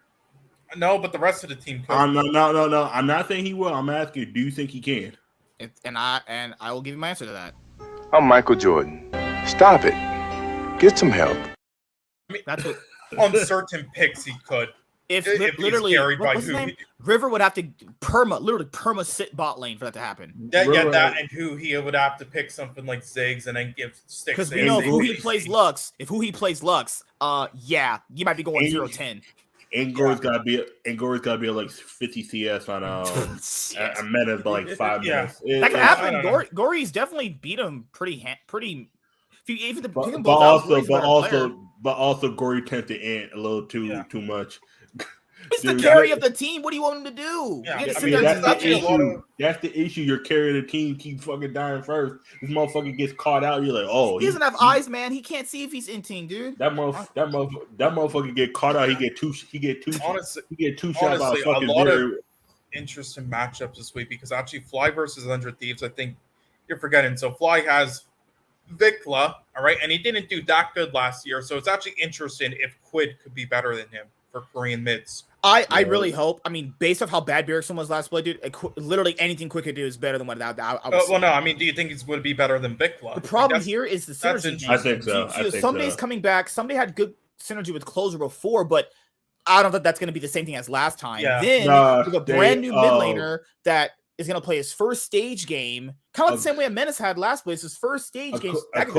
According to what Dolo said, their synergy never left. They were always playing. They were always playing solo Closer, and some they were always playing solo queue. The issue is the mid laner, because honestly. If it could go one of two ways. It could be like a Gory situation, or it could be a Vikla situation. It could be where he starts off pretty good, falls off, or it could be a slow ramp up too. This is why I love and hate Dolo, because Dolo's like, oh, I mean, Quid's a great mid laner, but it's like we almost did get another mid laner, that was already on another LCS team. I was like, motherfucker, if you're hinting at Jensen, shut the fuck up, because you're the reason why Bjergsen got in the fucking door. You're the reason why. Yeah, because the thing here is you and Bjergsen both walked in with the nostalgia glass and put the nostalgia glasses over fucking. Yeah, Spica saw that shit. And to be fair, Spica finished third place last split. He was like, the issue is this: Spica would have played with just double if not Bjergsen. Like they said, and Spica, I don't know, Spica got rid of that vibe quickly. Because Speaker said it. Speaker said I love how they still have fucking LCL there. Yeah. You know the crazy part about it that Speaker almost he slept up on. He said Bjergsen mentally been done since 2020. That 06 Worlds, Bjergsen just he plays League of Legends, but he doesn't. There's no. Oh, do you know what it was revealed? Bjergsen's contract last year on Team Liquid, that super team that failed, he was getting $2 million. I'm not even kidding. Amazing. And Cloud9 almost took that roster on Bjergsen, Hansama, and Mickey X. I'm glad. If they had any other owner than Jack, they would have did it. I'm saying right now, any other owner than Jack, they would have did it. Yeah, and if that was Reginald, they would have done it, and Hansama might have got a 1.5.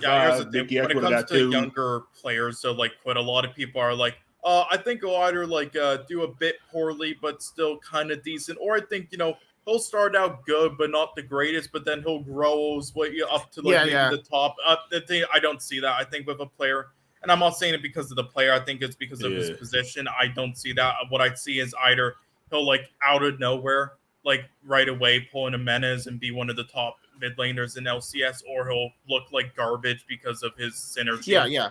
Team. It's only gonna go one of two ways. He goes the Vikla route, pops off hard, falls off later. Could be the Menace route, slow ramp up, and later becomes a top 4 mid. I mean, I hope for the slow burn. I'll take the slow burn if he becomes a mechanical prodigy. Yeah, because if he starts popping off hard, put factor in, if he doesn't understand how to get better or get out of that slump, he's gonna massively fall off. Like Vikla, same thing. Because the only person he's gonna really be able to talk to is on Someday. Yeah, and that's the thing is he's playing mid lane too, right? So that means everything goes through him. If he starts playing badly at first, I'll take that. I'll take him playing badly at first. This is why I want to quit. Just not this year. I want him next year in the spring. Let's try on dark mode. Hey, try on dark mode for this shit. There's no dark mode. There's no dark mode on Chrome. No, you gotta save it. No, it's not gonna matter. I already found it. It's already good. Download it, and then you gotta. Chrome. Oh, okay. I thought you meant tier list maker. All right, you gotta download it, and then you gotta put it to the thing where you. An extension has now, right? Yeah. Oh fuck. Well, it's not gonna matter for this. All right, so we're gonna wrap this up with our LEC 2023 Summer Split Power Rankings. As you guys know, this is starting on Warren was Saturday. Here, Charles beat S tier. I'll tell you right now. Warren and being black. More I can do than that. I mean, Warren did get it right that Charles is gonna be better than Fnatic, XL, and Team Hieratic. I'm being on them. But that's not saying much. That Fnatic is literally out there trying to tank themselves. You know the fucked up thing about it is Fnatic could have saved us from Mad Lions being the fucking MSI if that motherfucker just auto 3 more times. Like, dude, Fnatic is out here tanking themselves. Why the fuck do they still have Humanoid and Razork on their roster? I don't know. Literally, Humanoid and Razork look like they are two blind people on a speed date. This is terrible. I just don't get it. I mean, I think Razork is still good, but he's not good enough to win. SK Games Humanoid though fell off a fucking cliff. All right, so let's go over the rosters. All right, here we'll do this like we did last time. SK Game is missing. Right? No, they're right here. I found them. Oh, right damn. They're white. That's why I wanted dark mode, actually. All right, so we'll do 9th through 10th. We'll do what? 8th? 5 through 8. Why are you doing it backwards? No, 5 through 8. Oh, never mind. You're not doing it backwards. Top 3. We'll do 4 through 8. Do 4 through 8. Sorry. Okay. 4 through 8th. And we'll do top 3. So we have 1 to 3. Okay, there we go. No, yeah. I was going to say just put top 3, but yeah, that works.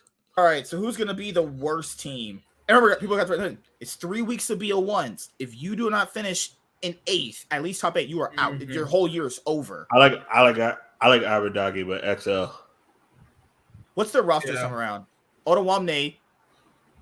Oh, finally they got rid of fucking Xerxes. Wow, it took you long enough. No, I knew. He announced it. Did you not see that on Twitter? He announced it. No, people literally under the thread. You know what they did? They're like, deserved. They put the gif of the people clapping. No, I don't keep up with like updates as often right now. No, so, if you're I didn't following leak stuff, it'll get recommended to you. I'm not following him. I saw it. For some reason it's not getting recommended to me, but also it got recommended to me because I follow G2 stuff, and I was like, oh, Xerxes is no longer on XL. I'm like, that sounds just about right. I mean, the other moves, the target moss, I still think he's really good. I just think, it depends on the team. This was not. No, target moss is not here either. He's gone. He's gone. Yeah, I know. That's why I'm saying I still think he's good support. Terrible anyway. That's his name, Dino Tot? He played terrible. I'm saying I still think he's a good support. It just depends on the team, and I think this was a terrible team. Dino. You said XL. Dino Tot. Okay. Who's the other considerably worst team they have? Hold on. There's XL. Yeah. Heretics have. Oh, fucking hell. Oh, they have VTO now? Oh, no, hover over Heretics again. Heretics is Evie, Yankos, Vetio, Flacket, and Mersa. Oh, hell. I want to say that. Wow. This might be even worse too. Oh, these are both terrible. Holy shit! Well, I will say I don't know why Jack Spectra played so badly, but at least I got Flacket now over him. VTO. Flacket should have been our starter. Yeah, I know. Anyway, VTO is an upgrade again. I think he's still really good. Once again, I think the entire XL team just did not play well together, and I think this new roster VTO could be better. Maybe Astralis? Does Astralis fall off? That's possible, maybe. Yeah, I would never pick them as the worst. I mean, no, they've been the worst before for a while. That's what I'm saying. Do Astralis just because think about it? Once they got figured out, they got beat the fuck. They got beat. They got beat quick. Yeah. Think about it. They got rid of Dejor. I'll say this. I'll put Excel here if you want. I'll put Excel. Yeah, on the XL. Yeah, XL definitely, and then let's put Astralis maybe. Actually. What put Astralis Fnatic. I'll put Astralis 8. What about Fnatic? Oh, wait. Save the best guys for later. We'll put these guys down here later. G2, Fnatic, Mad Lions. Obviously, the best team in the world right here is Mad Lions. Obviously, I'll put G2 one for free. Okay, so what's this? This is SK. So let's do SK. SK is gonna be 4 for 8. Yeah. Oh, it's the same roster? Oh, yeah, that's 4th through 8th material. That's 4 for 8. BDS, they finished finals. 1 for 3, but they're gonna. You think they dropped to 4th? Are you playing Koi over BDS? No. Well, this is kind of like all in the same soup kind of thing. No, I would have Koi. But I'm saying. Yeah, I would put Koi, but I don't know. But are you saying that Koi is going to make Worlds? Fuck. You're right. I don't think so. Make Worlds. Technically, 1 through 3 automatically makes Worlds. If 4th, you get that BO5. Shit. That's what I'm saying. Do you? Because you want it. Because the thing is, we need a good 4th place team to fight the NA team. Yeah. I don't know. Mad Lions would be the worst 4th place team. I think Koi's going to get 4 to 8. I do, but Yeah, with, Charles, what, last or whatever, 8th, 7th. yeah. BDS, 7th. I think could get like 4th, just miss out. I don't know. BDS shouldn't be this good. It's like they're not that good. Adam, I think they're gonna get exposed to Split. That's what I was gonna say. They should. They should get it. Yeah, they got exposed near the end of last Split, and they should get exposed. They play the same one-dimensional play style. It's just all the teams Adam's the best top line, am I right? Because yes, all the teams were sucking that badly, and Adam was playing like his same fucking 2 champs. So that's why. I'm gonna tell you right now, if BDS would have made MSI, what happened to Mad Lions would have happened to them. Except they probably wouldn't have got beat in 16 minutes and 47 seconds. You know what's crazy? That Mad Lions game 1 where they were ahead and they had a somewhat solid chance to win. That doesn't happen for BDS. That game 1 is BDS just getting fisted. Oh yeah, no. I don't. Yeah, no. Mad Lions had the caliber of players to make that game 1 possible. BDS did not have the caliber of players to make that possible. Nook versus Faker. I just feel like since League of Legends is so crazy that even though BDS shouldn't, and they're really not like a good team, they somehow might get top 3 again somehow. I don't see it, man. I see them getting exposed as fuck. I don't know. I just feel like all the other teams are going to play that badly and choke that badly that they'll somehow get top 3. Okay, let's get Heretics out of there. You guys think Heretics will be 9th through 10th? How much have they really worked on since then? I'm being honest here. Nah, they might be lower than XL. Yankos, I'll say Yankos is good. I have no faith in Vetio. I think he just got overrated in these last few years, honestly. No, he played good in 2022, but that's all. He's been not. I've never seen him as good ever since I've seen him. He's just been okay. I think he's good, but I don't know how his playstyle is gonna mesh up with Yankos. It's a Mercer. Oh hell no! This is a 9th place team. Fuck. Yeah, no. God. This is not Mercer. Yeah, this team is really. Oh God! Fuck that. Because there was a point Jack Spectra did play like shit. You can't really blame Mercer. Because there was a point that Team Heretic could have got Reckless as a support, but Reckless said he was going to take the split off or whatever. Oh, he needed to. He wasn't going to get a job after how badly he played last split. Yeah. And then he wants the role swap. Okay. He wants a role swap in the summer split when he means going to Worlds. This is Team's chance to go to Worlds. Like I said, Reckless is acting. I think Reckless after that whole shit with the Nexus, he's acting. Oh no, he was bad before that. Remember that, he found out that Fnatic was trying to replace him with Upset. He was okay. I mean, he was pretty mad about there's that. There's definitely better supports they could have got over Mercer. Like I honestly fucking Whiten would have been better. All right, let's go over Vitality. Let's go over Vitality. Man, this team. What?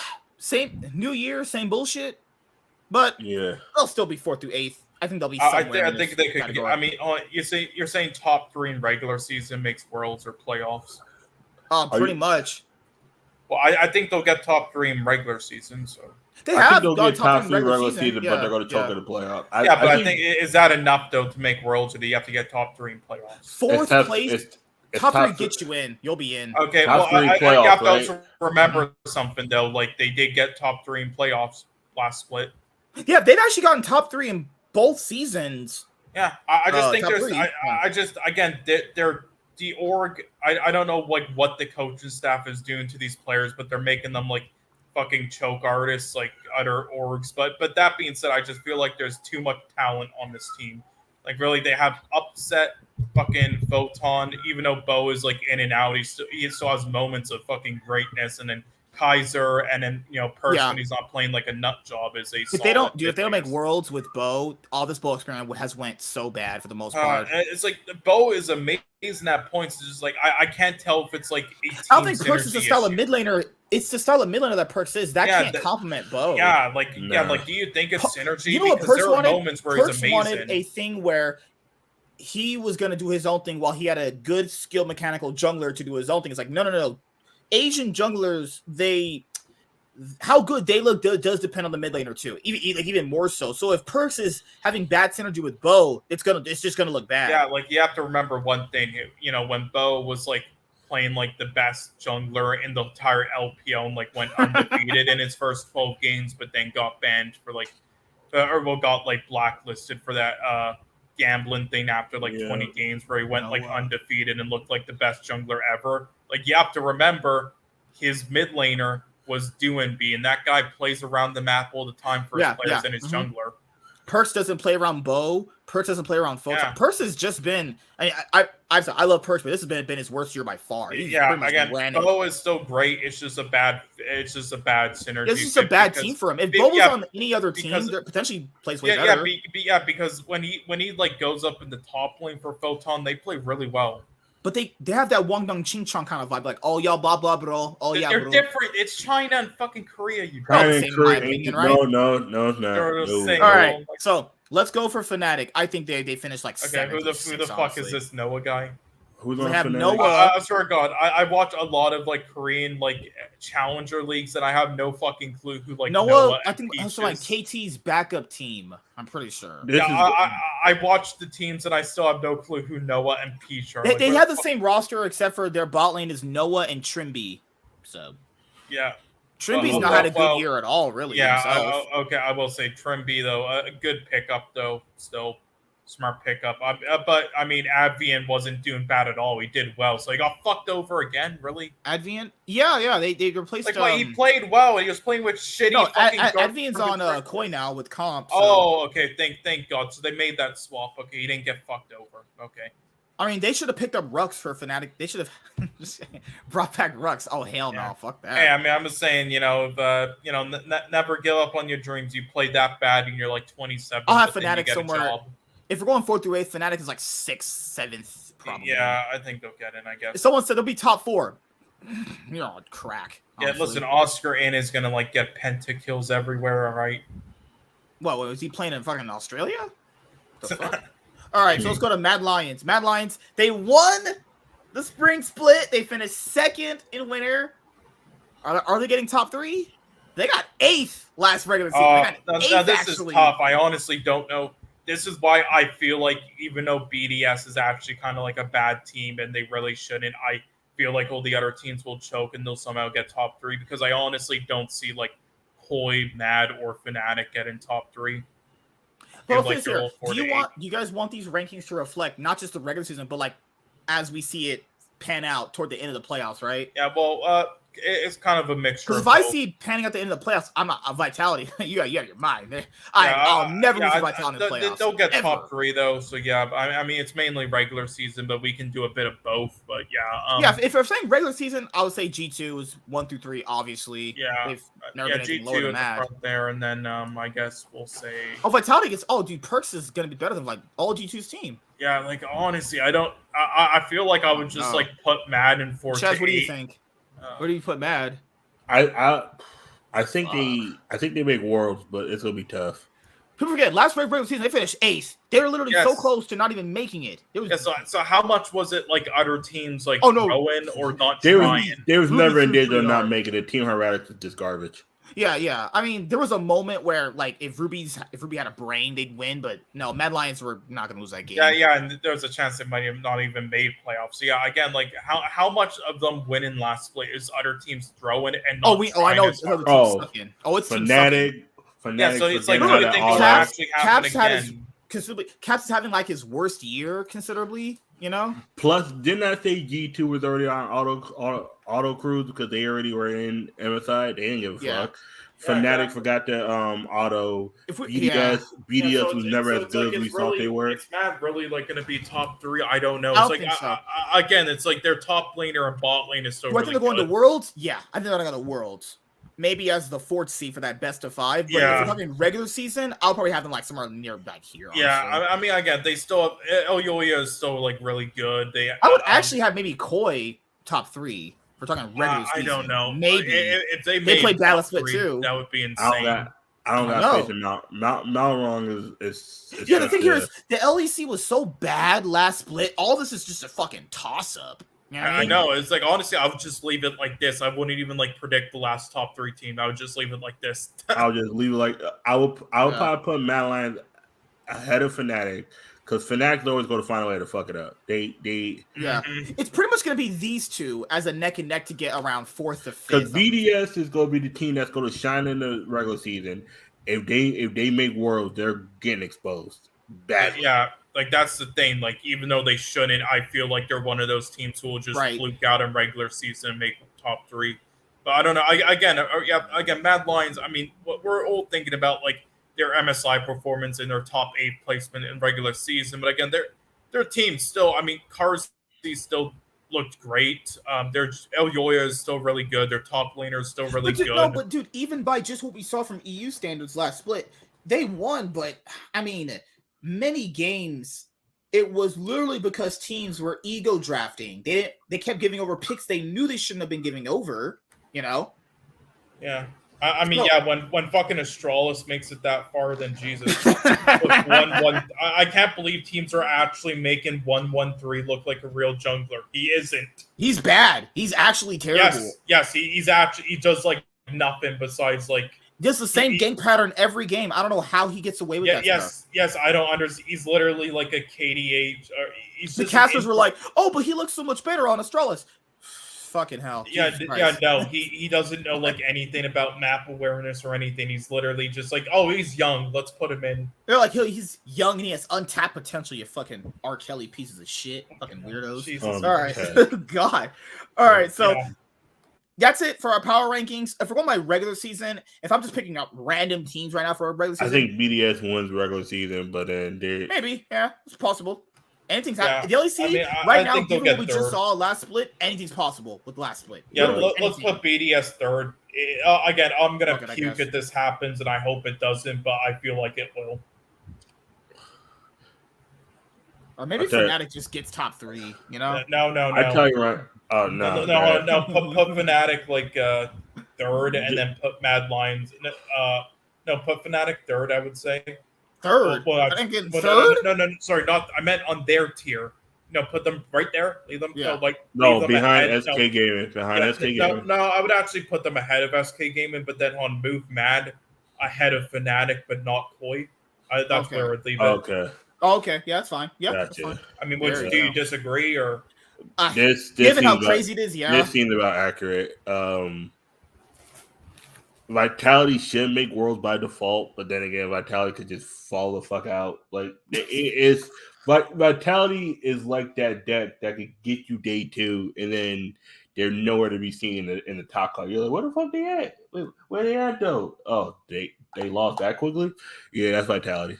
And BDS. BDS is like, oh, if we can't OTK you, we're done. Right. BDS is live like an FTK deck. Mm-hmm. The minute they get found out, they're going to sleep. Every year with them. Every year. Every playoffs. Literally, outside of like 2018. I thought they were about to sweep Man Lion, and then them motherfuckers was like, they got swept. They got reverse swept. Actually, BDS already exposed them so badly to the point where it's like Mad Lions just come up there and just get the broom. That's why I said whoever won that split was going to get fucked worse than G2. G2 was like, whatever. G2 at least had the playing stage to ramp up something. No, because the thing about it, who was going to be G2 got the easier fucking side than Golden Guards did. Right. Because Golden Guards got BLG. It was like. Because the thing here is, if Mad Lions had already beaten G2 in that split, then you had to factor in if G2 is considered the best team in the league, then you have to factor in Mad Lions would just win at that point. There's no team's going to stop them. And even in the finals against BDS, who like BDS was stomping them first. No, they weren't. It was a close series. It was literally after game 2, Mad Lions just started just butt fisting them. Actually, game 3 was like 50-50, and that one was it a Baron flip or something? And then You had Chasey who just started fisting Adam. Well, he was fisting Adam the whole series. You know, Nuke out here disappeared. Yeah, I'm still looking for Nuke. I know. I'm still looking. His name used to be Nuclear Int. Oh, I'm glad you changed it. Nuclear. Okay. I'm not kidding. His name literally used to be Nuclear Int. I'm still looking for Nuke. Where Nuke at? I'm still looking for him. APB out for him. He hasn't been seen since game 3 of the LEC spring finals. That motherfucker is missing. I was like, damn, this motherfucker just everything he does around him. Well, I mean, if he plays bad, you can just call him Nuke Duck. So, hey, I'll have to have you guys, since we're going to talk about the stuff we already know about, I'll have you guys on at like 9, 10 for the Nightwing podcast, okay? I'm just go eat and chill for a little bit. So, like 10 p.m. PST or 9:30. Guess we'll just eat and chill for a little bit. We can start earlier, too, but just... good. You finally gave a time for once. Nice. You want to just get on your knees and just suck my fat, veiny BBC? Well, first off, you need to remove the first B out of that. It's just BC. Okay. Don't you Oh, got what? Lennon for that? Just You put your tongue in Lennon's butt? shit. Hey man, That might taste like cherries and whipped cream. You okay? No, I'm saying don't you got Lennon to do all that for you. Oh no, I have standards. I'd never date her. What? Nigga, you tripping. Oh, all right. So, thank you guys for watching tonight. As always, great conversation. As always, with these cloud chasing fucking pieces of shit. You know, Sean's gonna go get some vagina after this. What? Why do you have a kitten in your room? What? Are you petting a kitten while you are talking to us about League? Yeah. It's just chilling here beside my computer. This man Sean is because Sean's Dr. Evil. You ain't know he that? literally was next to a generator when he started coming on stream. Like, are you next to an actual generator? No, that's because my my PC used to be so. His PC's probably loud. like from like 2011. Yeah, no, my PC used to be so fucking loud for some reason. It's fixed now though. Oh Lord! And now his cat just probably just sleeps on top of his tower now. What? No, TSM's that'd going to the be bad LPL. for him. MSK, that'd be bad for it because that towers are hot. The cat would fucking cook.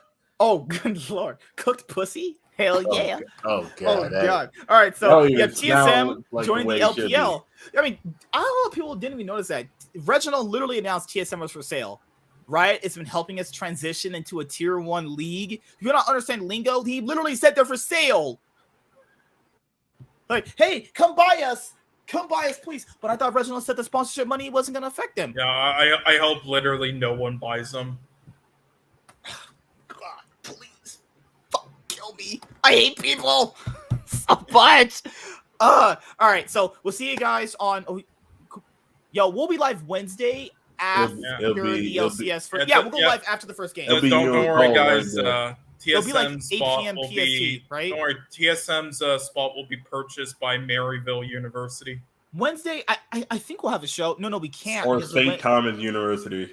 Or University of St. Thomas. So Wednesday league is starting, essentially what you're saying, right? Yeah, basically. You know what's crazy though? I can't believe though that we were one game away from the first LCS champion in a split in history being a team called Good Game University. Imagine that. Imagine a university. Well, imagine this now for the LCS. CLG's gone. Like, people are saying CLG was one of the original LCS org that has stayed since 2013. Yeah. They've won titles. That's the only reason why I wanted them to stay, for history reasons, but org reasons they had to. At the very least, though, NRG's like, their CLG's been out for a long time, man. They've been out for a while. Again, though, I'm pretty sure it'll be like GenG, though. They're keeping their history, though, NRG, so it's fine. All right, Chaz, you want to say anything else before we head out, man? Anything about 100 Thieves you want to say before they play their first game against FlyQuest? This split's going to determine what happens to the League of Legends team next year. But I'm saying, dude, League of Legends, I'm not League of Legends, but the 100 Thieves is they're going for a shit ton of cuts now. This is I ain't never seen an org had that much financial. The 100 Thieves Reddit told me they're sponsored by Subway. They'll take care of all their finances. Subway. Subway's like a bottom tier fast food org. Subway, eat fresh. Unless you're Jared, then you're eating something else. No, he does eat fresh. They're very fresh, Oh God, yeah. He flies out. He flies out to the country to get the main stores. I'm like, oh God. It's great. I mean, the amount of like stuff money 100 Thieves like spent on stuff like they were like an actual sports org, like, and doing stuff that's similar to it. I was surprised, like, damn, how much money do they have? It's like, that's how much. No, they had a shit ton of profit. This is where they fucked up.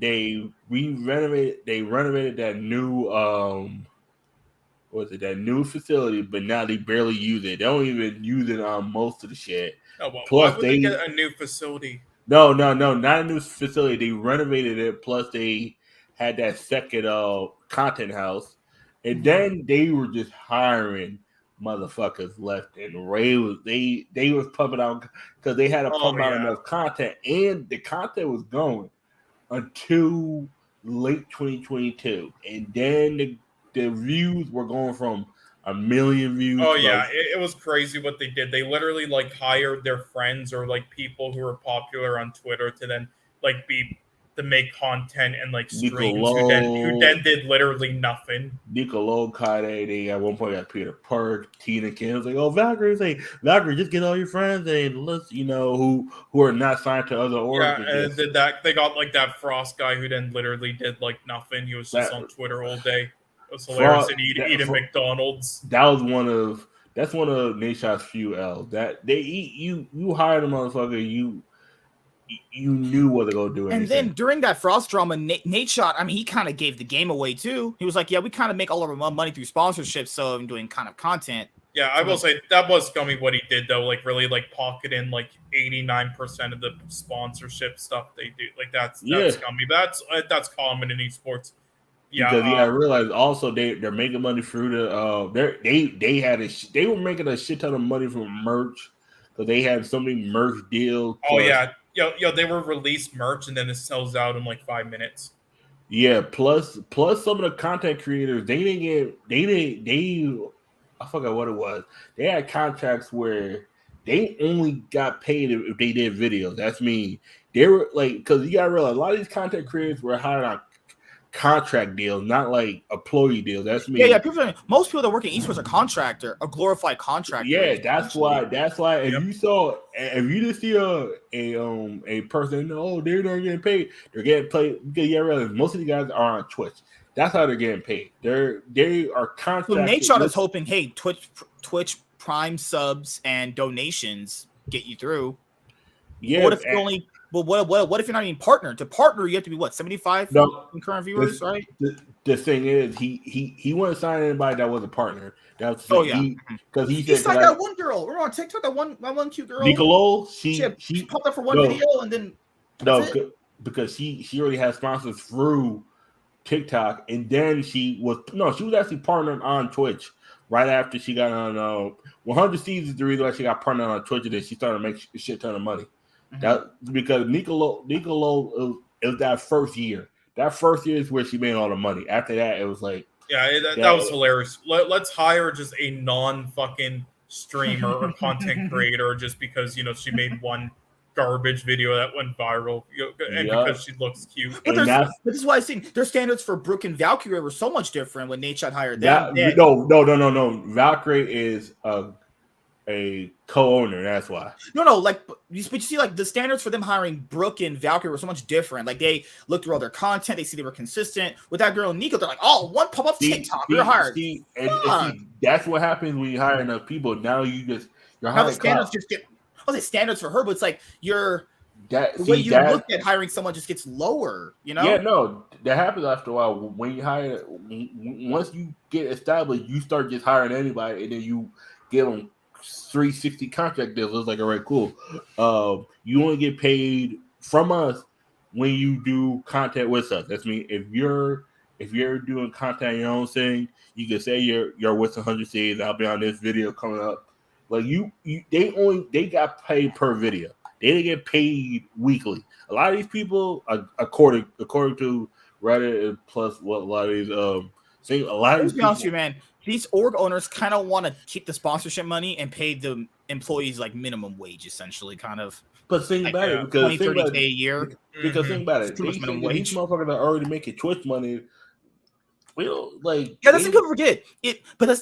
It's like a double-edged thing. If you have that, then you're essentially good. But if you don't have that, then the thing is, they wouldn't sign you. That's the thing, dude. They wouldn't sign you if you didn't have Twitch money. Yeah, the same thing with that Daily Wire Steven Crowd situation. It's like people are like, well, what if they offer other people?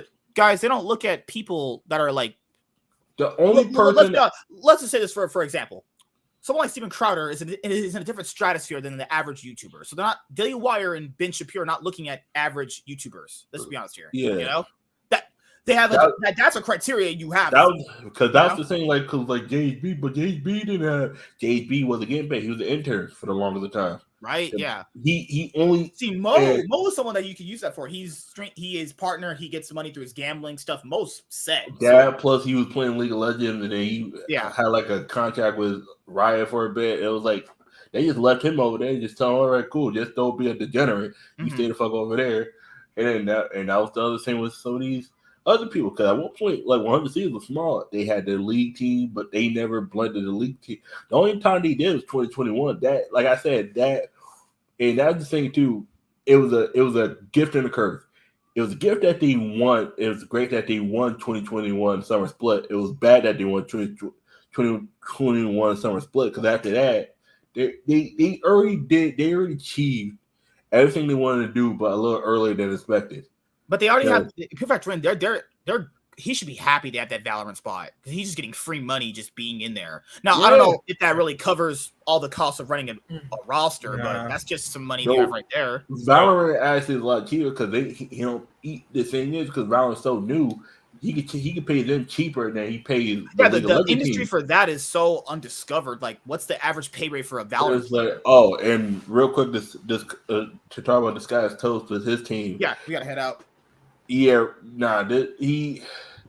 he just needs to get the fuck out of there. He's doing a good thing with getting players. Selling off his esport business, right? Yeah, the issue is that he's gonna bleed too much money in there. Where it's we'll talk about it on the next one we're gonna have about that. Because I want to have that as a topic, because I know what you're talking about. I've been keeping up with it.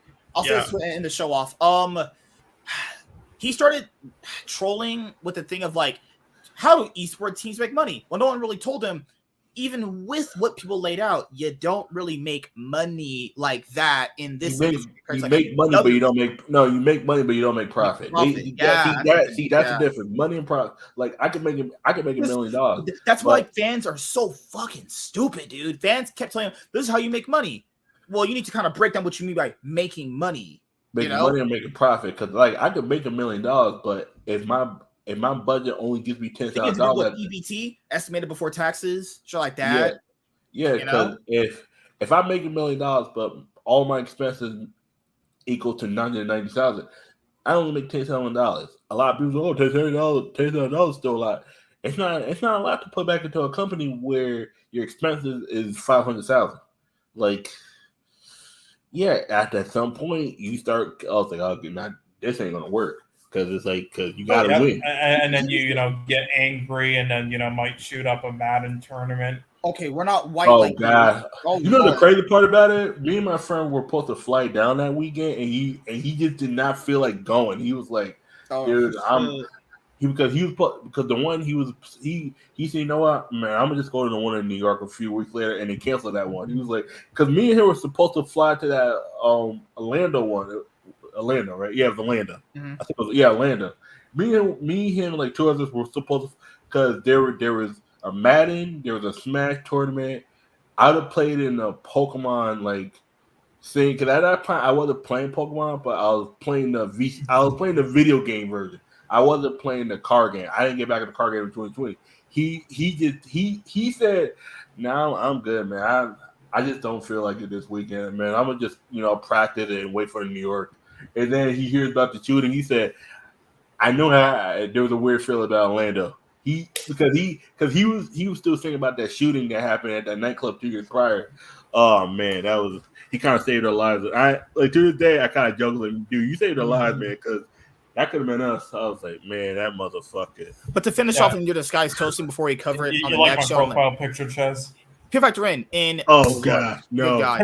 If we're going by next year, that could have been us. That's the fucked up part about it. That could have been us. No, if we're going by next year, that man's gonna lose about $2 million. Okay, not me, because I wouldn't have been there, but that could have been him, because the guy I'm cool with, he's really good at he's really great at Madden. That could have been him, and I was like, the factor in when this guy's supposed to run his org now, he'll probably been about $2 million in the hole. Now he's got money set for life because of his Facebook gaming deal, but. That's just $1 million just gone. Nothing. You can't make money through it. You can't get that back unless you put a ski mask on, or oh Lord. Okay, we'll see you guys next Sunday. Or you invest in cryptocurrency. Wait, when is the LCS days? Oh no, we can't have a show until next Sunday. Yeah, because Wednesday LCS is going on, and I'm not gonna have time. We maybe might be able to have a show on Wednesday. The issue is you got LEC that bleeds it to Monday. That's why it's gonna be one of those things where. The only day you're gonna be able to do is Tuesday. If we don't do it. Yeah, so we'll probably do it. Well, I'll probably bring it back to being on Mondays then for this split. Have to be. Yeah.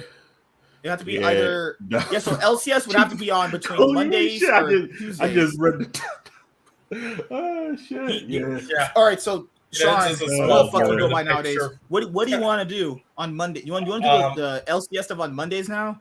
I mean, It only have to be just for the split because the players fucked us. I mean, I'm fine with doing whatever on any days. We'll do Mondays. Yeah, we'll do Sundays and Mondays then. Yeah. Yeah, I'm just saying like early on like Saturdays or Sundays, like earlier in the morning, I have streams with like Rosales and stuff. And then Saturday could work. No, it can't. Oh, it can't. Oh, Saturday's way too busy. Yeah, whatever. And then on Tuesdays and Mondays and Sundays work the best. That's the best time. I was saying on Tuesdays and LCS Sundays. We'll do the following games from Wednesday, Thursday, Friday on Sunday, and the LEC will cover on Monday, right?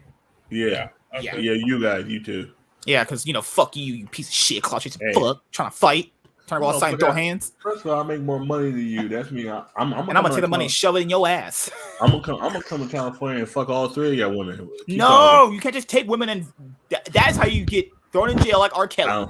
I'm taking Lynn. I'm making love to her. I'm taking Carl. I'm making love to her. I'm taking her mom. You can't touch none of them. They're all mine. All the women here are mine. You can't have none of them. I don't share. The fuck. Why sharing like is. a pimp?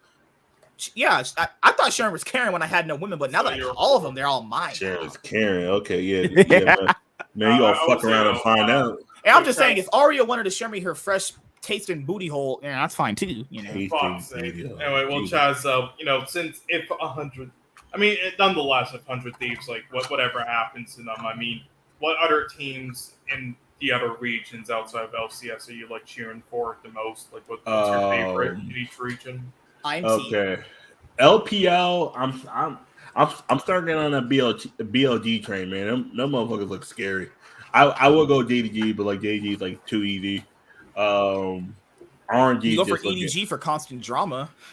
I'm gonna EDG just looks broken right now. I'm looking at BLG. Remember, what's the saying, man? In sports, if you can't love them at their worst, you can't love them at their best.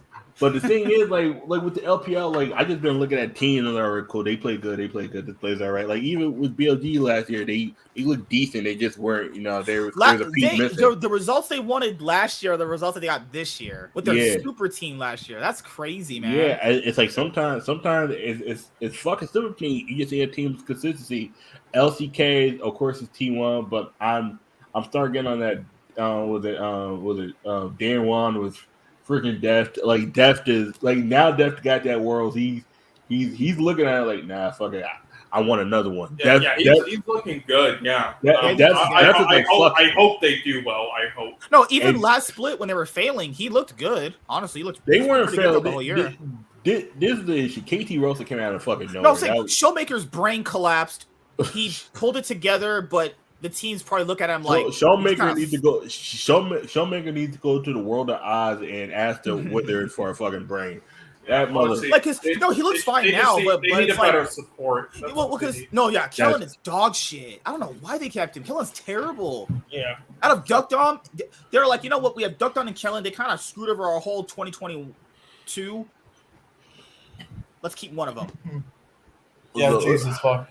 I legit would rather have Peter. And no, Sean, Kana's not good. Don't bastard. He's terrible. Not good. Wait, Khan's not good. Kana. You said Khan, firstly. No, and you're deaf.